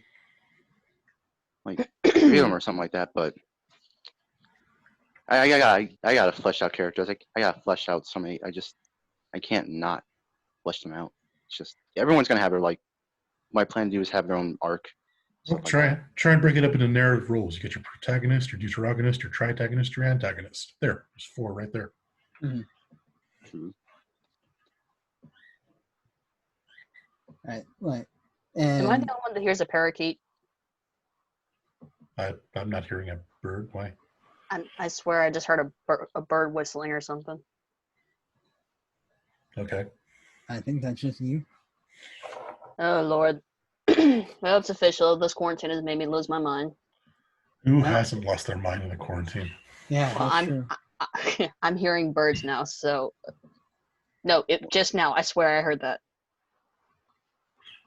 We might both be going crazy because I thought I heard something. I hear something too. Might be on It's- your audio it's channel. It sounds like either somebody's got a bird or somebody's dragging their sneakers across a tile floor. No, I didn't hear it. No, I haven't heard anything. You know what? At this point, schizophrenia does run in my family, so who knows at this point? And being stuck inside for longer than the recommended amount of time to be quarantined. Mhm. Yeah, Quarantine. like I was saying, and in a maiden out of time, I can't really tag any characters. Well, A, because the fic that I'm right is my fic, so the characters aren't in the database. And B, even if I did, that would like kind of spoil everything. Yeah, that's always a problem when you've got to make some kind of significant character appearance. Like, Adam is dead, but he shows up in this chapter, so announcing his presence beforehand would be a bit of a spoiler. Yeah. Yeah. Like if you're doing fic based in like volume 7. Oh, Adam. Like, wait a minute, he died last volume. Yeah. Okay, so I know what type of fix Genital WarThunder does and Stereotypical Gamer. Luna the Black Wolf, what type of fix do you do? Oh, you can just call me Luna. Okay. I really don't have like a set category of the stuff I do. I just do whatever pops into my head. But majority of the time, it is stuff regarding ships, more specifically like future generation kind of stuff. Okay, hang on a second. If you want a sample, I can send you a link to one thing I have on fanfiction. And tell our listeners about stories you're known for. Wait, say that again? Tell our listeners about stories you've written that you might be known for. Yes, tell our one viewer. Well, I'm just now getting back into writing, so there's really not a lot on my site to like brag about. So far, I have 3 different things. I got one thing for Ruby, one thing for Danny Phantom. I think that was back when I was like 11 or 12. Mhm. And then this one other for a book series called Legend. All 3 are unfinished. Okay. Well, I think Stereotypical Gamer has the only finished stories out of all of us. Oh, wait, hang on. All right, this one is technically finished. Okay, then Just we've never got got it. around to changing it. It's good not to be alone anymore. Yeah, it's a one-shot, but I'm adding a part 2 to it. Okay. I just sent the link in the chat. Okay. Nice. Just fair warning, there is a Yang X Mercury ship in this one. If you're not a fan of that, I don't recommend reading it. Oh, we actually had like a whole segment about shipping. Oh Yeah. yeah.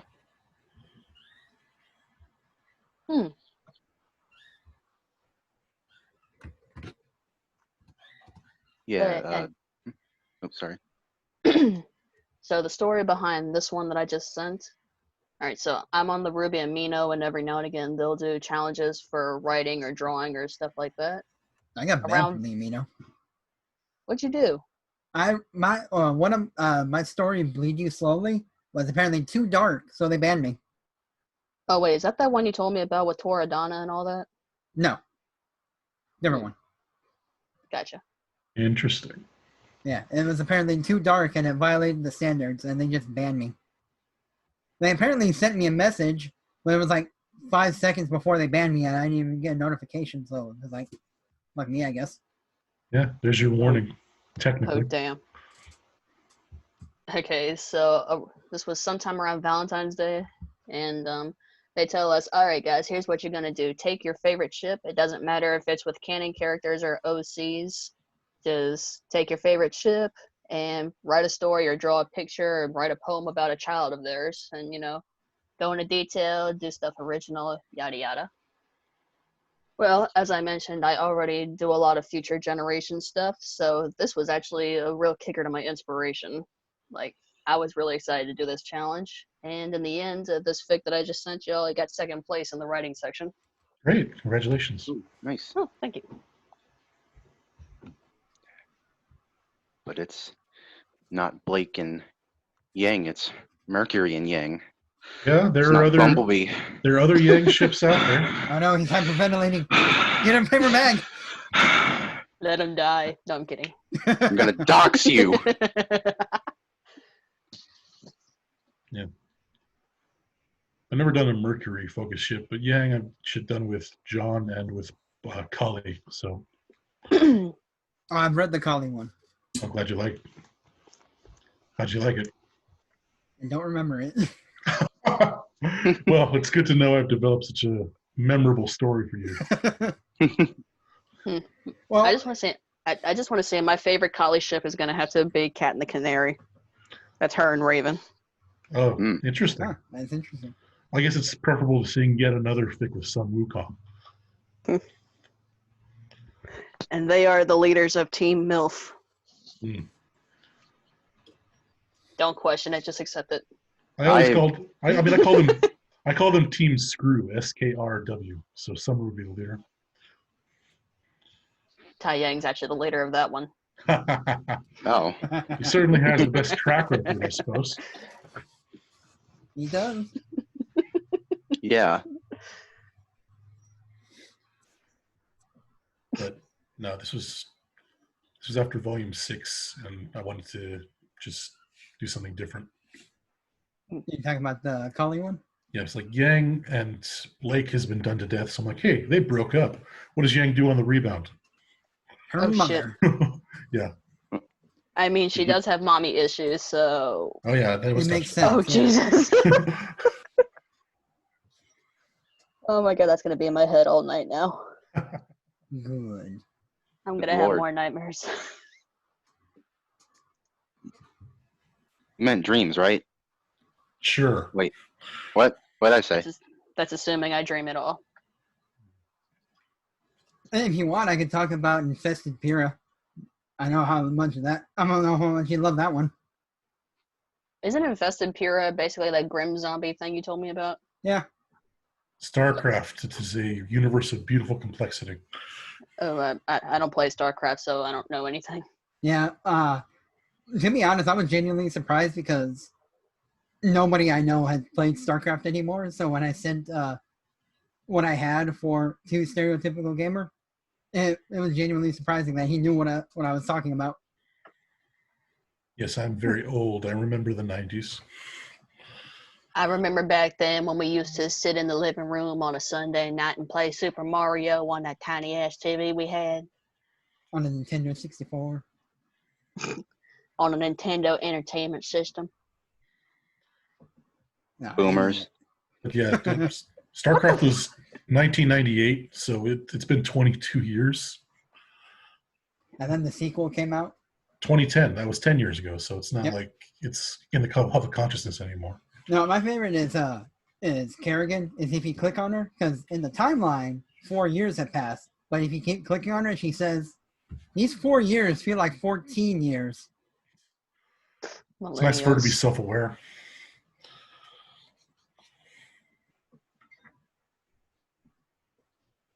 Well, millennials is between 81 and 98, so if you were born in that time frame, 99 for me.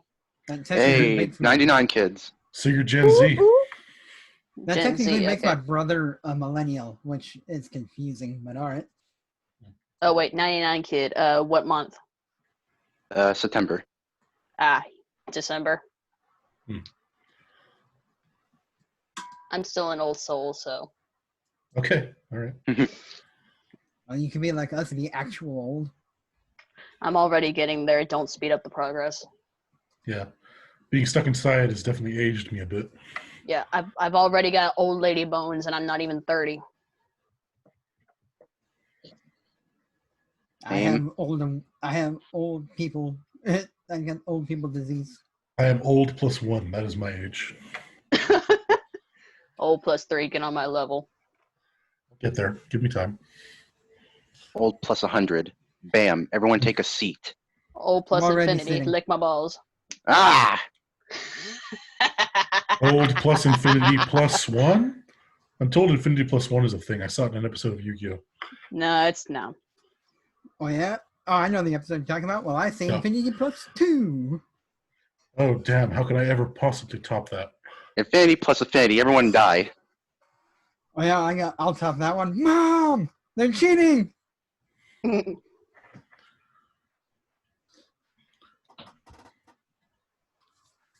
Okay, how can I make this even more angsty? Vampire and werewolves. No, please. No, we already have Beowulfs. I was going to say, we're talking about RWBY, right? We don't need vampires and werewolves. There's enough fantasy Well, tropes as it is. That's basically what a Beowulf is. I remember reading a fic where Jean absorbed a Beowulf and was basically a were-Beowulf. And there was one where he was just straight up a werewolf. Same with Pyra. Pyrrha. Pyra. John and Pyrrha. This happens occasionally when you do more reading than watching of the source material. When you kind of sound it out phonetically and then it gets stuck in your head that way. Mm-hmm. You read a lot more than I do, and that's concerning. You know, I just realized that Jean is a knockoff brand of Taiyang. Every girl that Taiyang has dated and impregnated has either left him or died, whereas with Jean, they just die before he gets a chance to do anything. He kissed. Yeah.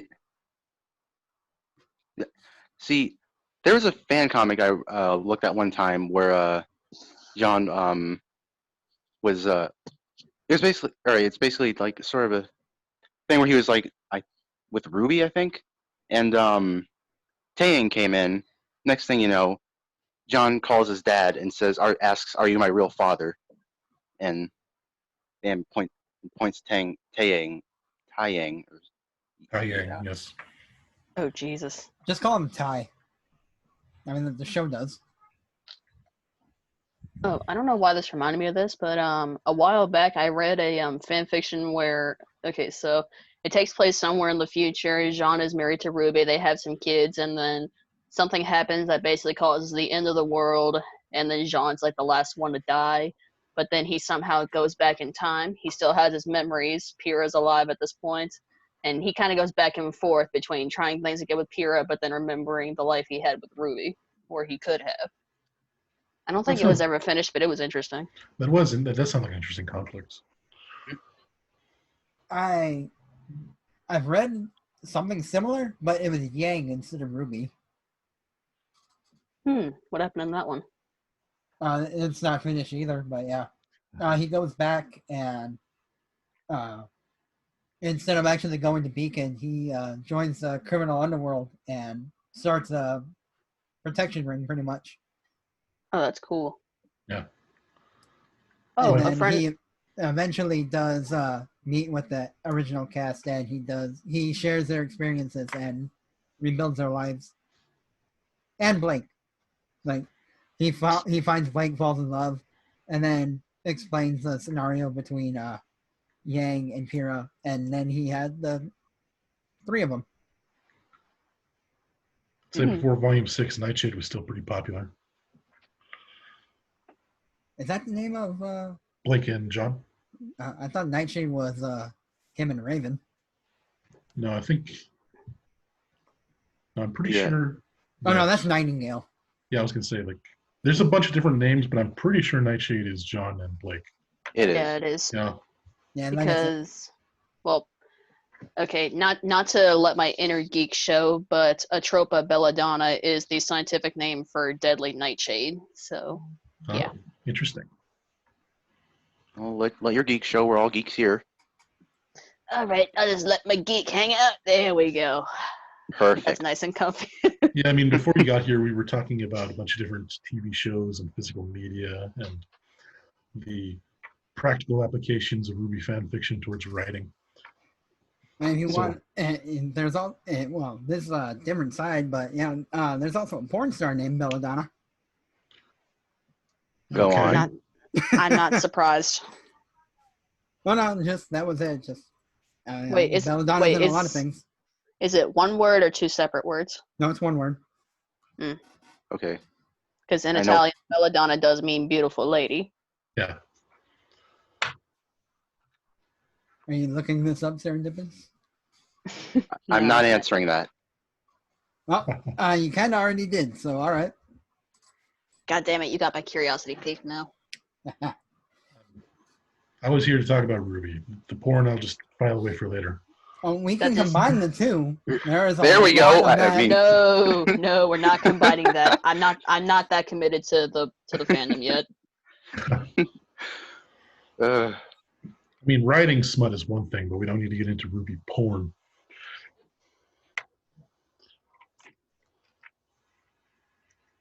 She looks like one of the emo girls that I knew when I was 12.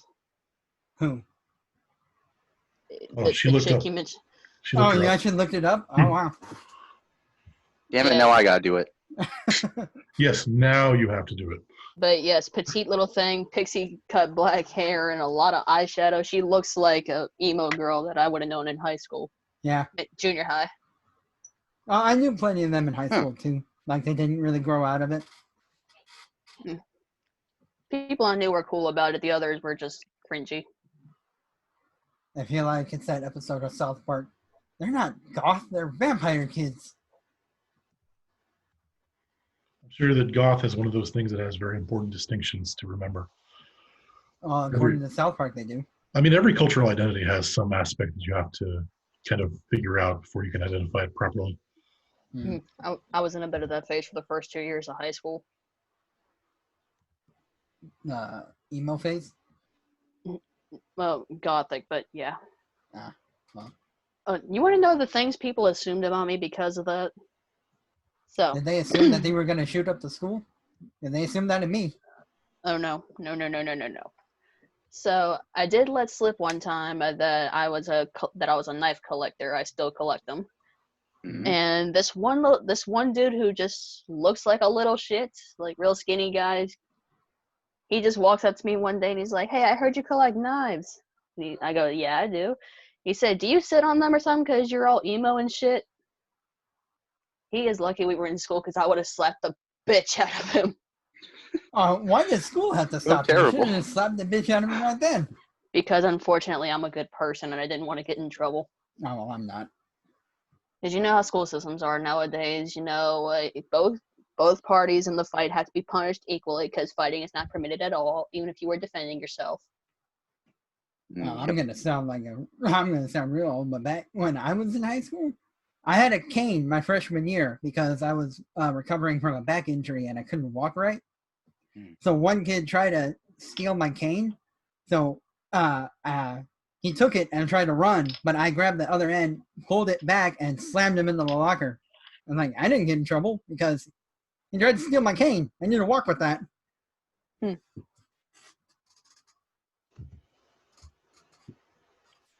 I wish I had something as memorable to discuss in terms of school, but it was all pretty uneventful. I was a good student. I graduated. I moved on. I was I was a good student, but like somewhat good student. You were adequate enough. Yeah, pretty much. I feel For like for like 3 years of high school, I just pretty much just wore a hoodie, like just straight up. That was my character, a part of my character trait. I wore a hoodie. He's like John. Yeah. Did it have a bunny on it? No, damn it, I should have gotten a bunny, but no. Like one of the memorable things I did was like, okay, so I was for like a later part of my high school life, I was a bit of a bad boy. I did not do this like assignment thing that was worth a lot of points. Scandalous. How dare you. Shush, shush, I'm going on. So what I did was to avoid like losing points on that, I just straight up for 2 periods, I just did not go to any classes. I just hung out in the bathroom and walked around a little bit in the halls, like just. How did you not get caught? Yeah. Good Or did you? question. I did not get caught. They weren't too invested. Nope. Lucky. Yeah. Can any of you top that? Like I said, it was uneventful on my end. See, if I had a big project or something due and I did not finish it or didn't start it at all, I played sick, so I was home the entire day. I tried playing sick, but my parents are Marines and they just sent me to school anyway.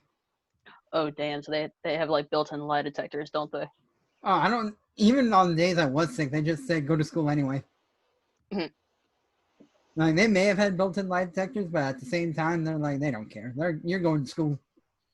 And I was never sick, so I could never fake being sick because I would have to be sick in the first place. A big issue with me is that I used to get chronic migraines a lot back then, so I kind of figured out how to pull off the zombie look that I would get when I actually was sick. And like big thing was just looking really super tired and sluggish. And I always have black circles under my eyes, so it was easy to pull that off.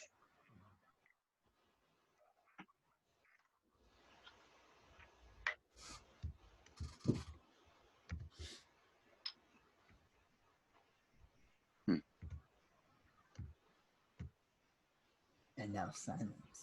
Well, we covered a lot of the high points already is the thing. Yep, we covered one thing about fan fiction, a little bit about porn, and then back to high school. What's next on the agenda? Well, I mean, that was when you were here. So, well, let's circle back to what we were actually talking about. Now, I've read pretty much everybody's. Well, not everybody's, but I've read your RWBY stuff. Has anybody else read anybody's? I've been reading a lot of your stuff, GWT, but that's mostly because you send it to me and have me beta it. Yeah. And well, that's those are the works in progress.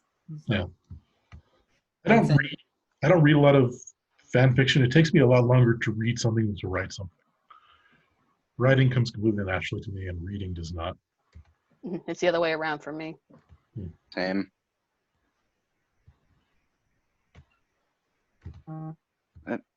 I'm just trying to find more stuff to read right now because I'm in a bit of a slump in terms of reading. Oh, you can read Stereotypical Gamer stuff. Please, please stop. You don't have to shill for me. But by all means, keep going. No, that's good. I would say, if any of you go on the RWBY subreddit, you should try going there for Writing Prompt Wednesday. You can either write or read in that particular instance. Oh yeah, I remember. You want to know what a big part of my writing process is? Just staring at my computer screen until something magically appears. Yeah, there's a long time spent just staring at a blank document before you get anything done. I once, like, when I was still in college, I remember sitting at my desk for about a solid 4 or 5 hours just waiting for one sentence to appear in my head. That reminds me of a comic I found. It's stare at the computer screen and then rapidly type something. And then the last 2 panels are just staring at the computer screen again.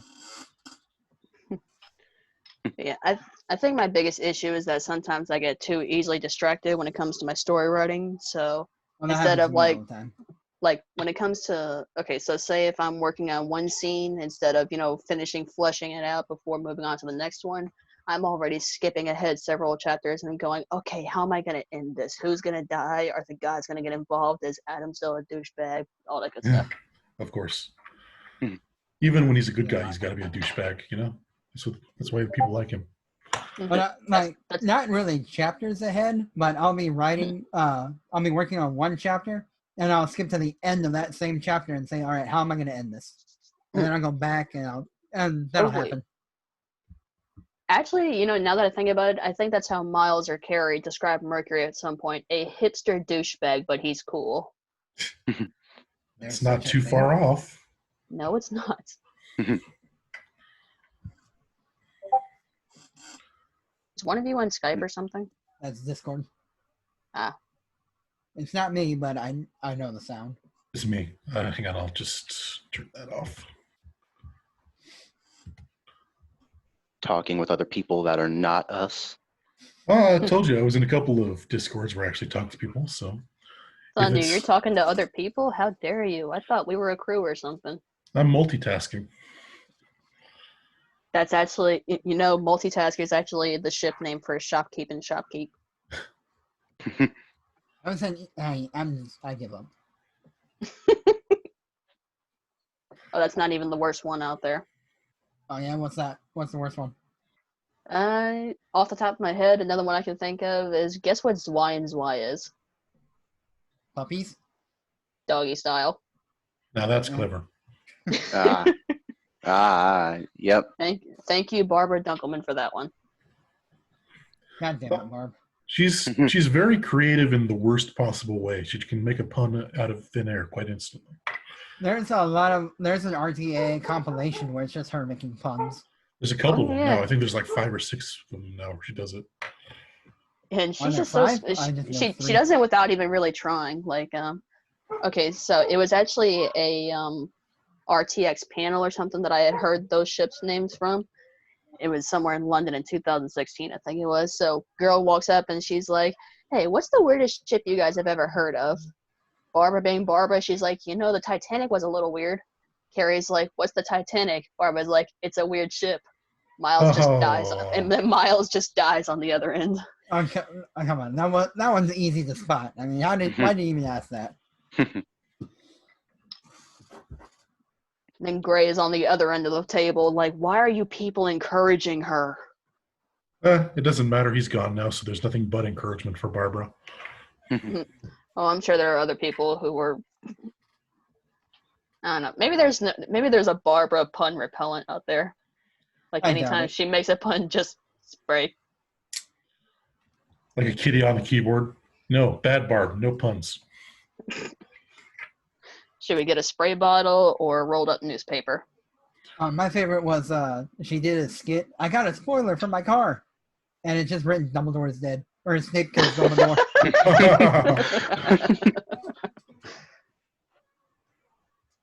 It's like, well, it's a spoiler. All right. You son of a bitch. And then there's one person who actually did not read the Harry Potter books or anything like that, and they're like, you motherfucker! Oh, we were talking about that with Serendipitous about Breaking Bad. It's like, we just talked about it and spoiled everything for him. Spoilers from 7 years ago, and Harry Potter and the Half-Blood Prince is even older than that. Yep. Guys, didn't- I'm gonna. Sorry. What? No, I was gonna shock you with a little bit of information. I have not looked at a single thing of Harry Potter. Impressive. It takes some doing in this time and age. Yeah, it does actually. I hear dog. Hear doggo. Sounds like Luna's doggo. Yeah, I got 3 of them. You know, like biographical pics or movies that come out. Like right before I go in, I tweet or I post on Facebook like, Freddie Mercury dies in the end, or Eazy-E dies in the end, or Tupac, and like some people will think I'm serious. I'm just like, you're fucking kidding me? I mean, My favorite one, Nicolas Cage pisses fire. well, I mean, I don't want to spoil anything, but the second Ghost Rider movie, I believe it. That was probably the hammiest he's ever been. I mean, I did like the have second you Ghost seen The Rider Witcher? movie, but I prefer the first one over the second one. Me Yeah. too, but I mean, the second one is full of meme expressions, so it's great. I mean, in the first one, they actually tried to do, you know, something related to the comics. Yeah. I kept getting lost with the plot and whatnot in the second one. Didn't don't say it even was remember the good, second just that it was memorable. The only scene I remember from the second one is when he takes over the crane Mhm. in the construction Oh, yard. that was fucking awesome. Yeah. And that dude with the decaying powers just creeped me out. I was actually scared to touch food for a while. I'm pretty sure Decade's an actual villain, but it's been a while since I've actually read Ghost Rider. I was going to say, I haven't read any of the comics. These movies were in the 90s and early 2000s, so they're probably based on comics from the 80s. I just wasn't into it at the time. Just a fucked up version of the Midas touch. Yeah. Mhm. Well, I mean, the Midas touch itself is pretty fucked up. No, it's fine. I killed him in God of War. He's never going to bother anyone again. Yeah. Throw him into a lava waterfall. Yeah. Needed to climb that walk wall somehow. But wait, what if he turns the lava into gold? What you He gonna do did. then? He does. It did. Yeah. That's how you climb their wall. You got to make it gold. So you can't get hit by the lava. There's also a trophy for trying to open his one of the chests that he turned to gold. Wait, is this from actual mythology, or y'all talking about a video game? Video Talking game. about Video game. I thought so. I was about to say I don't remember anything like that. Yeah, the God of War series has a loose understanding of Greek mythology. Loose is a generous word. Look, I give them some credit for the third game and the way they used Pandora's box. Oh, how'd they use it? Well, the idea of the evils released from it when Kratos used it in the first game, causing the gods to become, in different ways, corrupted by it. All the evils released by Pandora's box lead to the destruction of the Greek world. And hope is still at the bottom of the box when Kratos initially thinks there's nothing. Mhm. So there is some good thematic use of the mythology. It's just... Then there's all the other games in the series. I'll be right back. All right. I mean, I love God of War. I love all the God of War games. It's just that Oh, that knowing the mythology kind of conflicts a bit. Boy, God God of War is my childhood. I have that. I have that. Yeah. and Devil May Cry, that's another good one. I have Devil May Cry 5, and I am really is need to Devil learn May how to Cry do those 5? combos. Yeah. Nice. That's the collector's edition. And Huh? It's a good game. It's better than the last one, at least. And then I have World of Warcraft and all of its expansions. Oh, and this one I think you'll like. I just ordered this and I got it in the other day. It's a collector editions for Heart of the Swarm. Nice. That one was probably the easiest of the StarCraft games, just because you got to use Kerrigan in so many missions and just breaks the game. Yeah. The only Ooh. I just prefer Legacy of the Void because Protoss are awesome. Protoss are my jam, absolutely. That's why they had a Speaking of- mini campaign in the first game, and that's why they had a secret mission all the way back in Brood War. I mean, the developers knew you wanted to play as Protoss. Oh yeah. Have you seen the preview for Phoenix? How his No. entire Phoenix is a co-op commander in the second one, Mhm. and he summons All right, I'm back. Protoss heroes, and his entire hero selection is just fan service for people who have played all of StarCraft. Well, that appeals to me, so yeah, I'm on board with this plan. Yeah, when like his scout is Mojo, and people who were watching that reveal went nuts because it's Mojo and all of Mojo's boys. He was playable in a secret campaign. It's great. Yeah, they got all of the enslavers back. They have Warbringer, they have Mojo, they have it was Phoenix, Raynor, and Taldarin. Oh. So yeah, you got a bunch of hero units from a campaign within the campaign that didn't actually have voice work done because it was a little mini bonus thing. Yeah. And here it is, a playable character now. Yeah, like I said, anybody who saw that went nuts. So did I. It was awesome. All right, we've drifted quite far from the topic now. Does anyone have anything else to say about RWBY and fan fiction? Nowadays, some fan fictions are better than the writing of the actual show. Oh, we've been touching on that. Oh, yeah, Yeah. Yeah, this one close friend of mine who's on the Gauntlets and Grease server on Discord with me, she told me that she has not seen anything past Volume 6 because the writing has gotten so bad, in her opinion. Eh, Or, well, maybe not so much the writing has gotten bad, but she's just... I'd say the writing is consistent, and that's kind of the problem. Yeah. They have not taken any strides to improve it. There are definitely high points. There are times when it's clear that they can write, but then there's all the other episodes in the volume. You know, like, for example, Volume 6, I really enjoyed Volume 6, like, up until maybe the last 3 episodes, that whole thing with Cordofan and the thing with Leviathan. Adam, it's... Literally what I said like half an hour ago. Yeah, you said that right before you jumped in. Yeah, it was, yeah, in my opinion, it was good all the way up until that. What do you think of Volume 7? Oof. Well, I try to stay away from politics in real life, so... Here it comes. Oh, Oh, boy. golly. Well, we've already broken our rule anyway, so might as well just talk about it. Yeah, GW2 and I are kind of split on this. He doesn't like it. I think it's okay. I said I mean- it has its moments, Yeah. but I'm still overall disappointed.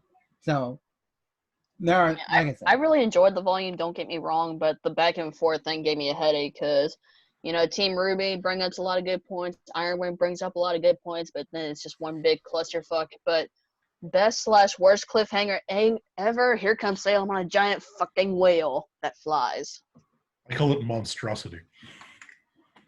A bunch of my friends call it Gerald. I don't like it because what's going to happen, obviously, next volume? Like, a whale. Pinocchio. What's going to happen? I wonder. Well, if you follow the tale of Pinocchio, if I remember correctly, some people are speculating that Penny might sacrifice herself to, you know, take out the whale by flying into its mouth or something. Yeah. Well, I'm- okay, But, so then we're either going to have them follow the actual Pinocchio, or they're going to rip off the first Avengers when Iron Man flies into the serpent's mouth. Probably. But Yeah. then, well, I mean, also consider the timeline, like the story of the Wizard of Oz. When the Wicked Witch decided to go after Dorothy herself, you know, things were chaos for a moment, and then she kidnaps Dorothy. So, also, like, have you guys ever heard the theory that the volumes of RWBY are kind of following a pattern of the seasons? Like, Volume 1 is springtime. Everything's bright and brand new. We're all full of hopes and dreams. Yeah. Volume 2, it's summertime. Things are starting to heat up, but it's still not bad. Volume 3, ship falls, literally. Volume Cool. 4, it's winter time. Everything is depressing, and we're kind of putting ourselves back together. And then the cycle starts all over again in Volume 5 when we get the Relic of Knowledge. Mhm. Hear where I'm going with that? I get the idea of the kind of cyclical work of the plot. All right, so if they do continue with that cycle, my guess is Volume 8 is going to be very dark, very depressing. I mean, it So- kind of has to be with Salem there. Yeah. Mhm. Yeah, so I'm almost 100% certain that Atlas and Mantle are going to fall this upcoming volume, and Ruby's going to end up being kidnapped if they decide to follow the Wizard of Oz setting. I don't think Ruby will be kidnapped. I don't think they're going to break up Team Ruby again because of how audiences reacted to that before. I do think Well, that Atlas will be destroyed just because I don't see any reasonable way for them to beat Salem without some massive plot contrivance. well, I mean, that's another reason why, I mean, for whatever reason that I still can't figure out myself, no matter how much theorizing I do, for some reason Salem wants Ruby alive, even though they've made it clear in the past that they've killed other people with silver eyes. And maybe she just wants to rub it in about how those your mom jokes she made in Volume 7. Which still confuses me. Like, how does Summer know that's her? Or I mean, Salem? Salem. Yes. Well, there's only 2 people with silver eyes on the planet, apparently. Are there? I mean, we know of... There's still a whole section of the planet we haven't seen yet. And Ruby looks a lot like Summer, and apparently at some point Salem fought Summer, so... Yeah, and plus there was that one episode in Volume 7 where Salem implies that, you know, she had seen Summer face to face and may have been responsible for her death. Yeah. That's what I'm talking about. It's like your mother said the same thing to me. I'm just like, she was wrong how too. do you know? Like, Well, I mean, like I said, Ruby looks a lot like Summer, so that's kind of a logical leap to make. all right. Yeah, and plus when you, all right, so consider another thing. So the way the CCT network works is each kingdom has a major tower, but when one goes out, then the entire system crashes, correct? Yeah. If you think of, Well, they can't call to other kingdoms. They can still. well, yeah, they still have like their local comms, but they can't get in touch with the rest of the world. Yeah. Well, if you think about it, do you remember the Seergrim, that jellyfish-looking thing? Yeah. Yeah. I mean, that's basically Salem's very own cross-continental transit system. You know, she can have one seer with her at all times and then a bunch of others all around the world, so she could quite literally have eyes everywhere. Yeah, she got her own Skype. Yeah, that's the Wicked Witch's crystal ball, more or less, except she's got them everywhere. Mm. So, I mean, I wouldn't be surprised if maybe there's one hiding somewhere on Patch and maybe she knew about Ruby and Yang since they were little or something. Yeah. Or because she fought against their parents and recognizes that Yang looks like Raven and Ruby looks like Summer. Oh yeah, ever since Volume 4, every time I look at Yang, all I can think to myself is that is a blonde Raven. Yeah. Well, Raven's original appearance was just a palette swap because they had to rush it for the epilogue. Yeah. Oh yeah. It was. that's I true. think it was the ending to Volume 2. Yeah, the dream sequence that they just kind of retconned out. Yep. It didn't matter anymore. Hello, Jasper. Hello, my good boy. Where's a good boy? All right. Don't judge me. I love my dog. Actually, this is why she want a likes dog. Ruby so much. She likes dogs. Yeah. I want a Kangle. That's mine. Oh, nice. Where's my good boy? Yes, you are. Yes, you are. I can hear at least one of you judging me. I'm judging you a little bit, I admit it. I am jelly. I am sickened by your affection towards dog. I want a dog to be affectionate towards. Don't listen to them, Jasper. They're just jelly bellies because they don't have you with them. No, they don't. I have my own. Stop it. but I wish I could. Oh man. Oh, what? You want me to make it worse? I'll make it worse. Look, listen to this. That's my good boy. I can make I it will- worse. I can go get my dog and put him on camera. I will. I will send your dogs to China. So help me. Whoa, let's not Bitch, say you things want to go? Let's not say things we can't take back. I don't get it. Bitch, I will fight. I will find you and I will fight you. All right. I'll send the coordinates. Bam. Dude, think- you don't know what you're getting into. I don't think You don't know the what you're Chinese getting are that into. invested. Dude, I'm from the South. I'm from the South, born and raised. I will kick your ass. I am inner city kid. So bring it. Sorta. You Sorta. did. Sorta, You yeah, did. that sounds about right. I go in between places. You're gonna find yourself hogtied in a boat and drifting across the pond. The what's it called? The Gulf. Sounds like a good time. Okay, so You fucking idiot. should All we right, get we're, some pop? Should we get some popcorn, or are you guys going to keep this up? I mean, I thought it popcorn was a does sound bayou. good, but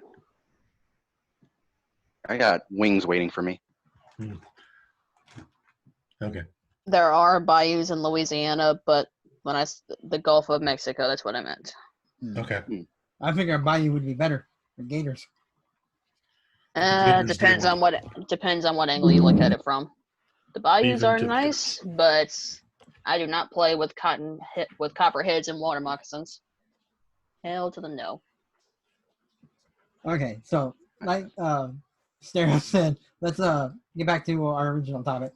Yeah. We've gone off the deep end so many times. To be fair, what was the original topic anyway? RWBY, RWBY which is FanFiction. RWBY Yeah. FanFiction. well, RWBY goes off on tangents too, so it's not entirely out of character. All right, well, technically, Yeah, fair point. Technically, we've kept up. But yeah, More or less. what Luna was saying about Volume 7, that's one of the things I don't like about it is the kind of, I don't want to say obvious or blatant, but it's kind of on the nose with their political allegory. Yeah. They have a bat called Symbolism, and they're going to hit us with it. Well, they know how to swing a bat, that's for sure. I'm wearing a helmet. Boo, you bitch! I'm wearing a cowboy hat. Stop bullying me. I Actually- did not come here to get bullied. I get bullied enough as it is. It's not bullying if you're laughing. We all write fan fiction. We've all been bullied at some point in our lives. Oh, Actually, yeah. wait, no, I take back what I said. I'm not wearing a cowboy hat. Now I'm wearing a shit hat. Okay. What? Like What? it's a plush hat. That's the shit emoji. Oh, Oh, So I'm literally a shithead right now. you are. You're being one to me, and I don't appreciate it. I actually started my Infinite Realities. I actually kept that going out of spite for one of my coworkers because she told me that it was stupid and like it wouldn't go anywhere. So every time I post a chapter, I send her the link and say, "Look how many readers I have." Tell her face is stupid. Assuming didn't she's a affect her. woman. That didn't affect her. That just fed her goddamn ego. You gotta say it and mean it. It just fed her ego. It didn't matter. I've tried to tell people their faces are stupid, but I could never mean it. That's not how the English language works. Face can be many things, but it is not a conduit for intelligence. I have no idea what you just said, but it sounded very sage-like. It's just my voice. It's very deep and slow. It Indeed. really it helps make any malarkey I say sound quite insightful. Like we're talking about RWBY. We're talking about girls who fight monsters using dust shards in a world that is technically the second world and the second incarnation of humanity that was created by two brothers who were basically the pettiest jerks you could ever think of. And Oh, don't forget the furries. I mean, the furries are an entirely separate conundrum that I'm not going to try and get into. Are they really furries if all they have is just one single animal trait? I mean, Gira, I think, is the closest thing we have to a furry because he's, furry. Well, we've got an entire culture that they themselves engage in. They're all isolated to a single island. Sounds like furries to me. I sent a comic to Luna about how fondness came to be, and it was hilarious. Yeah, it is hilarious, but at the same, I don't know what to think of it. Is it a comic where like Salem looks at the animals or something like that? Yep, that's the Yes. one. Yeah. No. Yep. Mm-hmm. I've seen it. You're all right, Jasper. It's okay, tough guy. Come here, Riff. So speaking of what Serendipitous was saying is he wrote a reaction to my wedding story, Mm-hmm. and I'm still. Oh, that wedding story. Yeah. Oh, what do you mean that wedding story? There's only one. Dude, I haven't been in school in almost a year. My brain is dead at this point. I got like one single brain cell that works now. That says a lot. Well, probably during. What this are you trying to podcast it say, huh? died. We just let these two interact and take care of the rest of the podcast for us. Just let them go back and forth. Yeah. You got something to say, boy? Well, I got plenty to Your say. face is but- stupid. Oh, Well, come on, then say it to my phone screen. you're on There a are phone? no cameras. There's no. You can't really say it. I mean, I Well, got I an guess we're doing. avatar. Well, yeah, you can't see my face, so say it to my phone screen, you coward.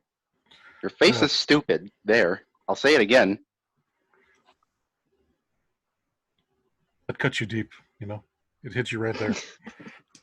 Yeah, well, you're a poopy head. That's a low blow. You didn't have to take it that far, but I guess we're just doing You that start- now. All right. Hey, I don't start fights, I finish them. Yeah, your mom was finished. Oh, dear. Here we go. Oh, dear Jesus Christ. Yeah, I finished yours good last night.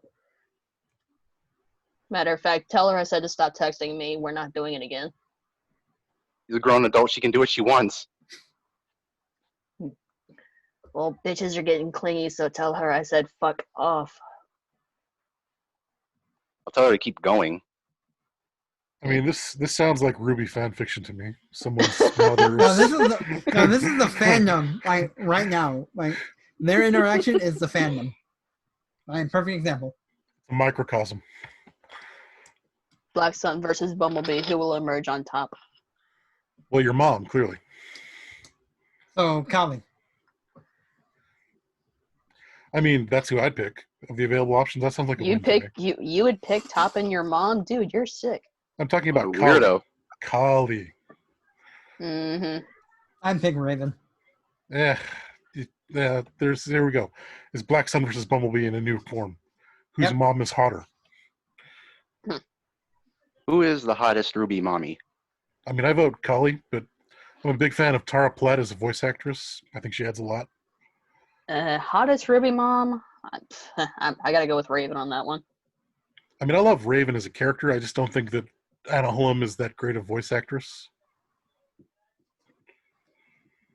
This isn't about voice actresses, sir. This is about hottest MILF material. Come on. Well, I include the voice. I think that's an attractive quality. He's not wrong. Damn it. I don't know who to pick. I'm torn between Raven and Callie. Why not both? He's got the right answer there. Ah.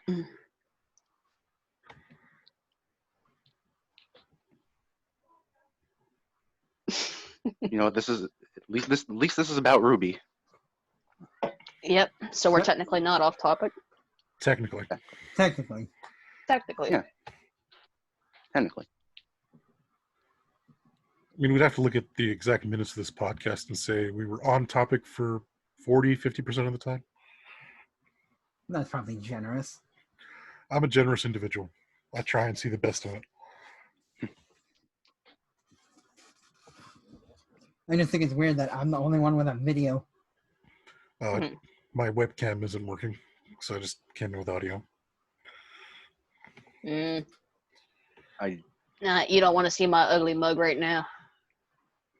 don't I want didn't- Luna to. Oh, sorry, go on. I didn't get my beauty sleep today, so I look like a mess. Oh, it's dreadful, darling. Everyone's sleep schedule's been screwed up by this. Does it really matter though? Not entirely, but at the same time, just yeah. Yeah. I go to Oh, bed don't like play 2 a.m. music. Now, what Yeah, was one of y'all saying about me? Yeah, I don't want you to bully my face anymore. I'm not gonna bully your face. You No, say this that is- now. This is definitely not the RWBY fandom because they're agreeing to some kind of detente. Yeah. No, that's see, it's true. not bullying if you're laughing. Ye- You're I at laugh least when I- smiling. How do you know this isn't the sound I make when I cry? I can hear the smile. The fuck? Okay. I can hear it. Fascinating. Isn't it? I mean, it's fun to observe, I admit. Or here, since can't really observe a black screen. No, they can get a lot of emotion and inflection from the way those little yellow bars pop up around them. Right?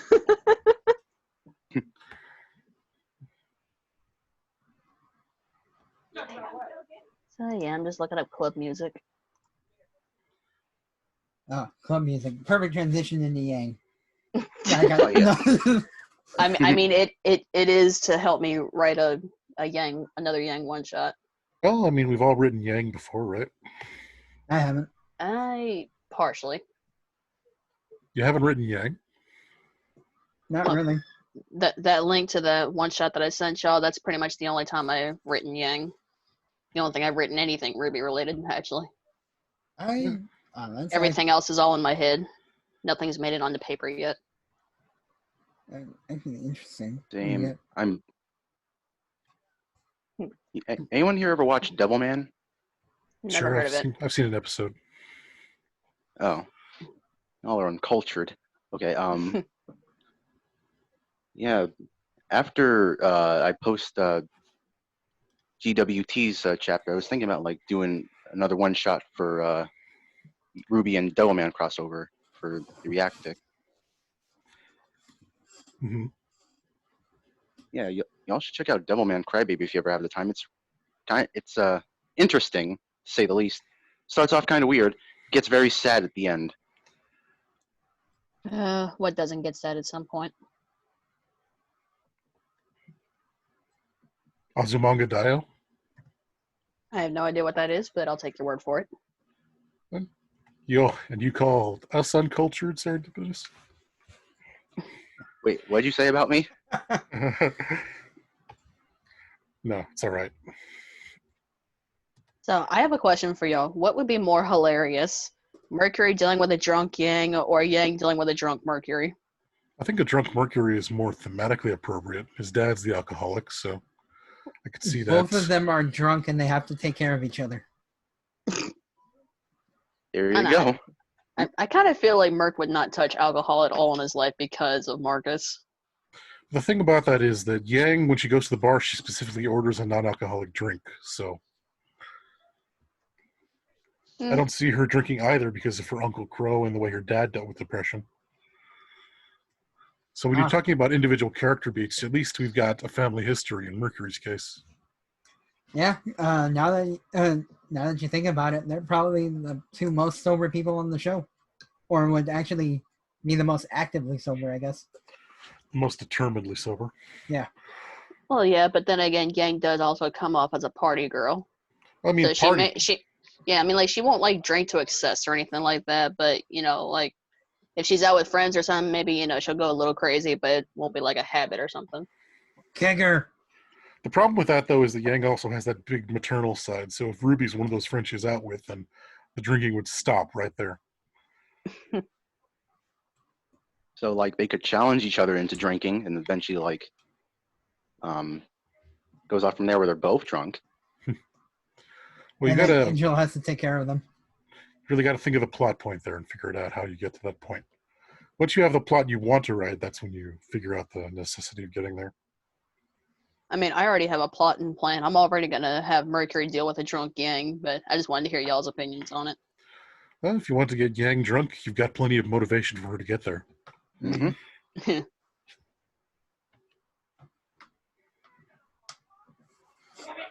Really simple. 3 words to get everybody drunk. Truth or dare. Yes. Not really. Oh wait, no. Let me rephrase that. 4 words. Never have I ever. That also works. That one works more than Truth or Dare. Yeah. Or at least in my circle of friends. In my circle of friends, Truth or Dare was always something more stupid than just getting drunk. What's that? One time we set a park bench on fire. You have my attention. Oh no, it was just we were there in the park and we set it on fire. No, I think that's the entire story. That's the high point, at least. Yeah, that's pretty much it. And I got caught because I had a cane and I couldn't outrun him. Bloody hell. So, but thankfully, Taryn, my friend, actually stayed behind because I couldn't get away. So I wasn't the only one taking the blame. So he stayed behind and we put out the fire, and that was it. Okay. That's legitimately it. Like that's one of the stupid things me and my friends did in high school. Yeah. Okay. Set a park bench on fire. Yeah, I wish I was able to do some stupid shit when I was in high school. Why wouldn't you? Or why couldn't you? Because I'm a very conflicting person. I think about something that I want to do, something rotten or whatever. But then my conscience immediately started talking to me. No, don't do that. You're gonna get in trouble. Assault is expensive. Yada yada, all that stuff. Yeah, see, that's why you gotta listen to that little voice and say you should do it. I try to, but it's so hard, man. I don't know why I have to be such a conflicting person. Why can't, like, just once in my life, I want to not think about it. I just want to slap the shit out of somebody and not regret it or even think about it. Just that I would be happy if I could do that one day. Well, all right You know, then. Damn conscience holding me back from doing bad things. Sometimes I just want to cause some anarchy, you know? Exactly. wanna- Sometimes I you just just wanna gotta set burn a the park world bench on fire. I mean, is it too much to ask for the world to burn just one day? Well, it's been burning quite a bit in the past few weeks.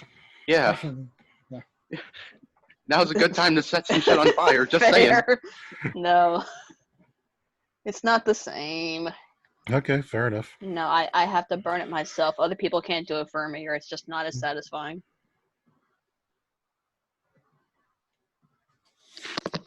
Awkward think- silence. I mean, if you Well, went we've out, had a lot of those.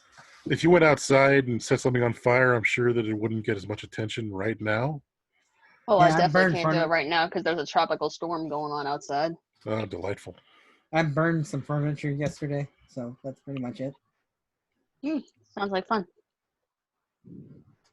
We burned an old gaming chair, and apparently the hydraulics were still functional.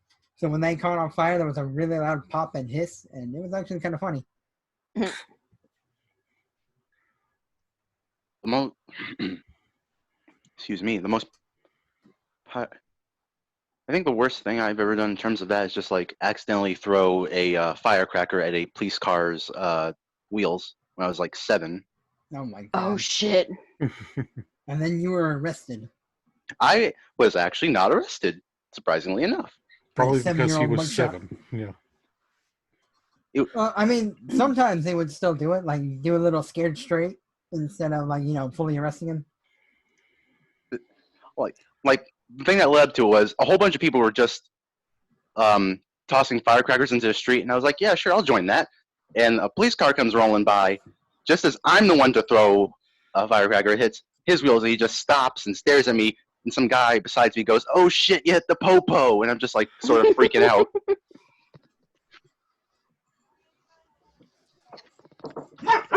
Hang on. Speaking of, So, wait, what? I was gonna say, speaking of firecrackers, Ruby, Yang, that's her nickname. Yang. Yeah. From Uncle Crow. yeah, You know something I would really love to see? I want to see a flashback of when Yang actually got her first haircut. I want to know if she actually burned her barbershop to the ground. Probably not. Probably just threw a tantrum and broke something. Fire, probably not so much. I'm pretty sure Summer was there. being so realistic. Let's pretend she did. Let's pretend she set something on fire. I can't help but be realistic. Anytime you come up with a plot point, I start rationing it out. Let's I let don't our know, anarchists out.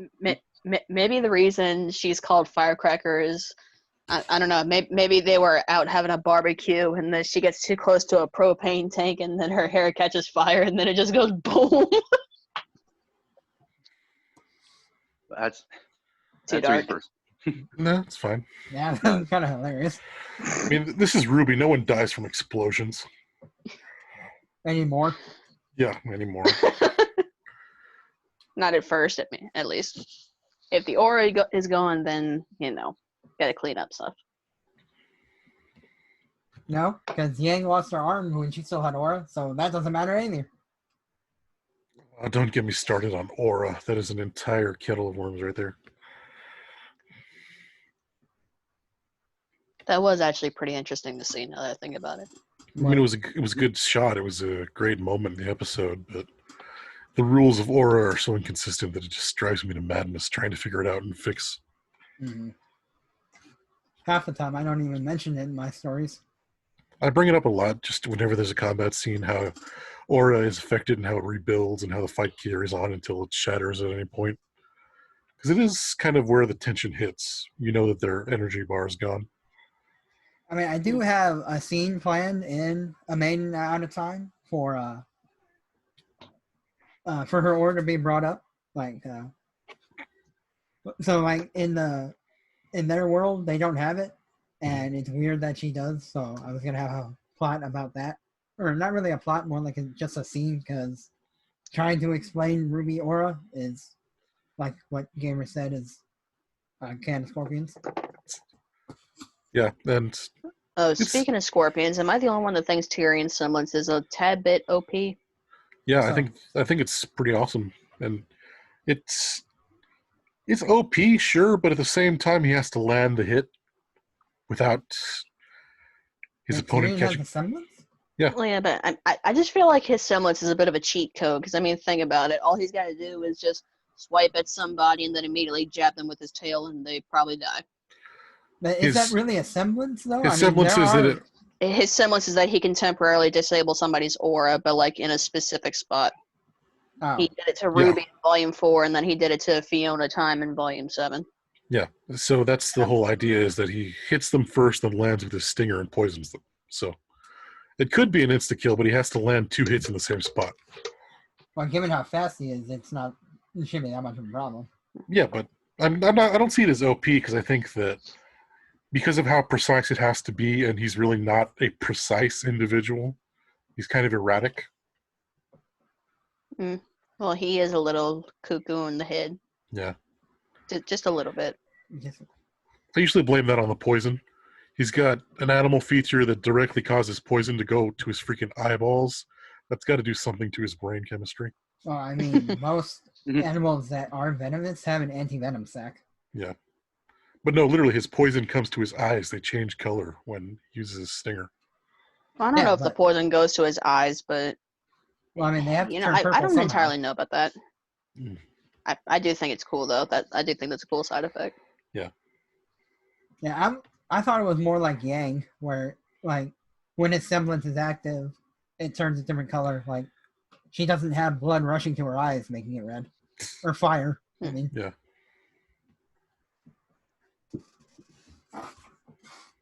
Yep. Eyes changing color seem to be a popular thing with Ruby, and they're not really easy to explain. We got Tyrion, we got Yang, we got Neo. Who else do we know that changes eye colors without really a solid explanation? Well, in Neo's case, it's changing her colors for her disguise, right? She only changes them to green because she's pretending to be someone else in the Vital tournament. if you Oh want to yeah, get but then there are techni- times like, okay, so I think what is it? Brown hair on the left side and then pink on the other, and then her eyes are the same colors but switched around. Yeah. Yeah. And then like I remember in Volume 2 when she and Yang are about to fight, her eyes, you know, like the colors switch places, so it's pink on one side, brown on the other, like equal sides. Yeah, but And she then can. Raven shows up and her eyes turn white. Yeah, but at the same time, it's also an application of her semblances to create an illusion. So we may never have actually seen her real appearance. Yeah, a lot of people are assuming that that whole ice cream theme that she's got going is actually another disguise. Hmm. It's entirely that, possible. that her green hair and that her green eyes and black hair is her real. No, Neo's actually an overweight, middle-aged man just pretending to be a small girl. Just an overweight Russian. And that's why she doesn't talk, so no one hears her accent. Indeed. Whatever the Russian equivalent is in Remnant. So she's a trap. Got it. Oh man, that really confuses me now because I've seen some fan art. Yeah, I've seen fan art too, and some of it's horrible. Oh yeah. Well, not horrible. Like from an artist perspective, it's good. From another perspective, it's terrifying. It's a moral character thing here. Yeah. If you, well, back to our original topic. If you want to get technical, I mean, we're still there are- talking about Ruby. Well, no, I mean like the eye color, the eye changing. I mean, if you want to Oh, get yeah. technical, maybe the maidens, like with their whole fire. Maybe she's a maiden. Called. I'll be right back. Maybe she's a maiden already. Maybe she's secretly the, I don't know, summer maiden, just to Yeah. really confuse everyone. Well, that's the only one left. Yeah. But I'm pretty sure she was in Vale beforehand, so All right, y'all. I gotta get going. It's dinner time, but I might hop back on in a bit if y'all are still going. I think we're probably going to be winding down. It's been going for a little over 2 hours for us. Mhm. Two and a Alrighty, then. half. All right. Almost 3. Okay. Well, nice seeing you, Luna. Talk to you later. Yeah, it was nice meeting y'all. Talk to y'all later. All right. Yeah, I'll see you for the challenge. You wish, boy.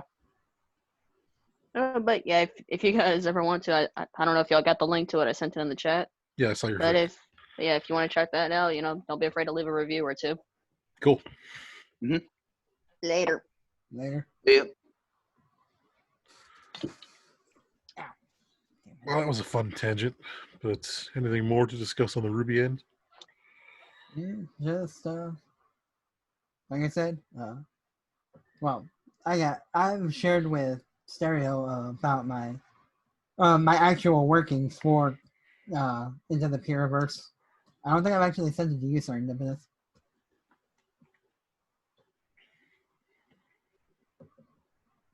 I don't think you can hear me.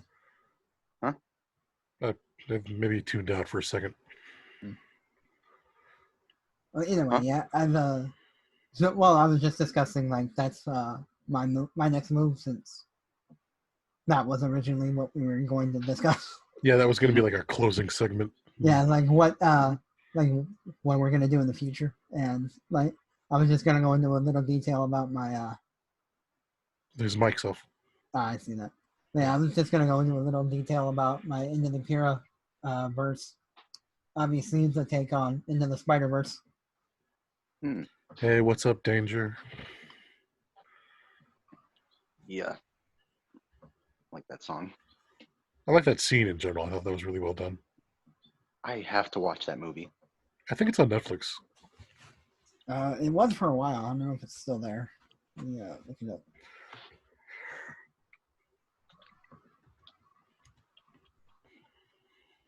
Yeah, so that's pretty much it. Anything for you, Gamer or Serendipitous? All y'all go to Writing Prompt Wednesday for the July 4th event. That'll be the free-for-all, semi-annual one we do, where you can write for any of the available prompts, or hell, just make up your own little story snippet. All right. I think I'll check it out. I'll probably do like maybe Infested Pura. Dude, have fun with it. Come in, write what you want to write. If Yeah. you're not doing it for any other event, there are specific prompts, but on the 4th and New Year, those are the days when we do free-for-alls.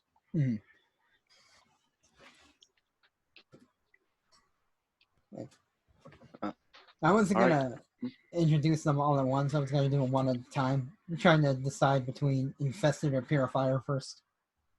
I mean, I vote Infested, but you know me, I'm a StarCraft fan. Well, Purifier is also StarCraft too. Yeah, but the thing about that one is that Zerg versus the battlecruiser randomly showing up in Remnant, I think the Zerg can show up in Remnant a little easier than the Terrans. Zerg just kind of go to all the different planets and find whatever biodiversity they can anyway. So it's a little bit easier for me to say, oh, look, another planet with humans on it. Let's go eat that. And then Protoss showing up because, well, that's what they do. Gotta cleanse the planet with flame. Yep.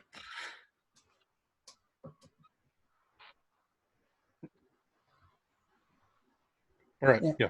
But that'd be that's the concluding message for you all. Cleanse your planet with flame. Exterminatus. Oh, no. I am not up on my 40k lore. Exterminatus. There's if you click on the fire bat in StarCraft, there's a line and it says fire washes sin flesh from the bone and sin off the soul and dirt, and mama didn't raise no dirty boy. Yeah, you click on them enough, they say some hilarious things. Oh yeah. And the same is true for us. Click on us and we will tell you many more hilarious things. Yeah. Or stuff that'll scar you for life if you want. I mean, I don't write smut anymore, but give it time. Bro. Smut writer over here. Back in the day. I wrote it for one scene and that was it. It gets tiresome after a while. I try to be comedic with it, so that way, you know. So, anything else, or are we? I think we're winding down. Yeah, I'm gonna stop the recording. Okay. I shouldn't have said that.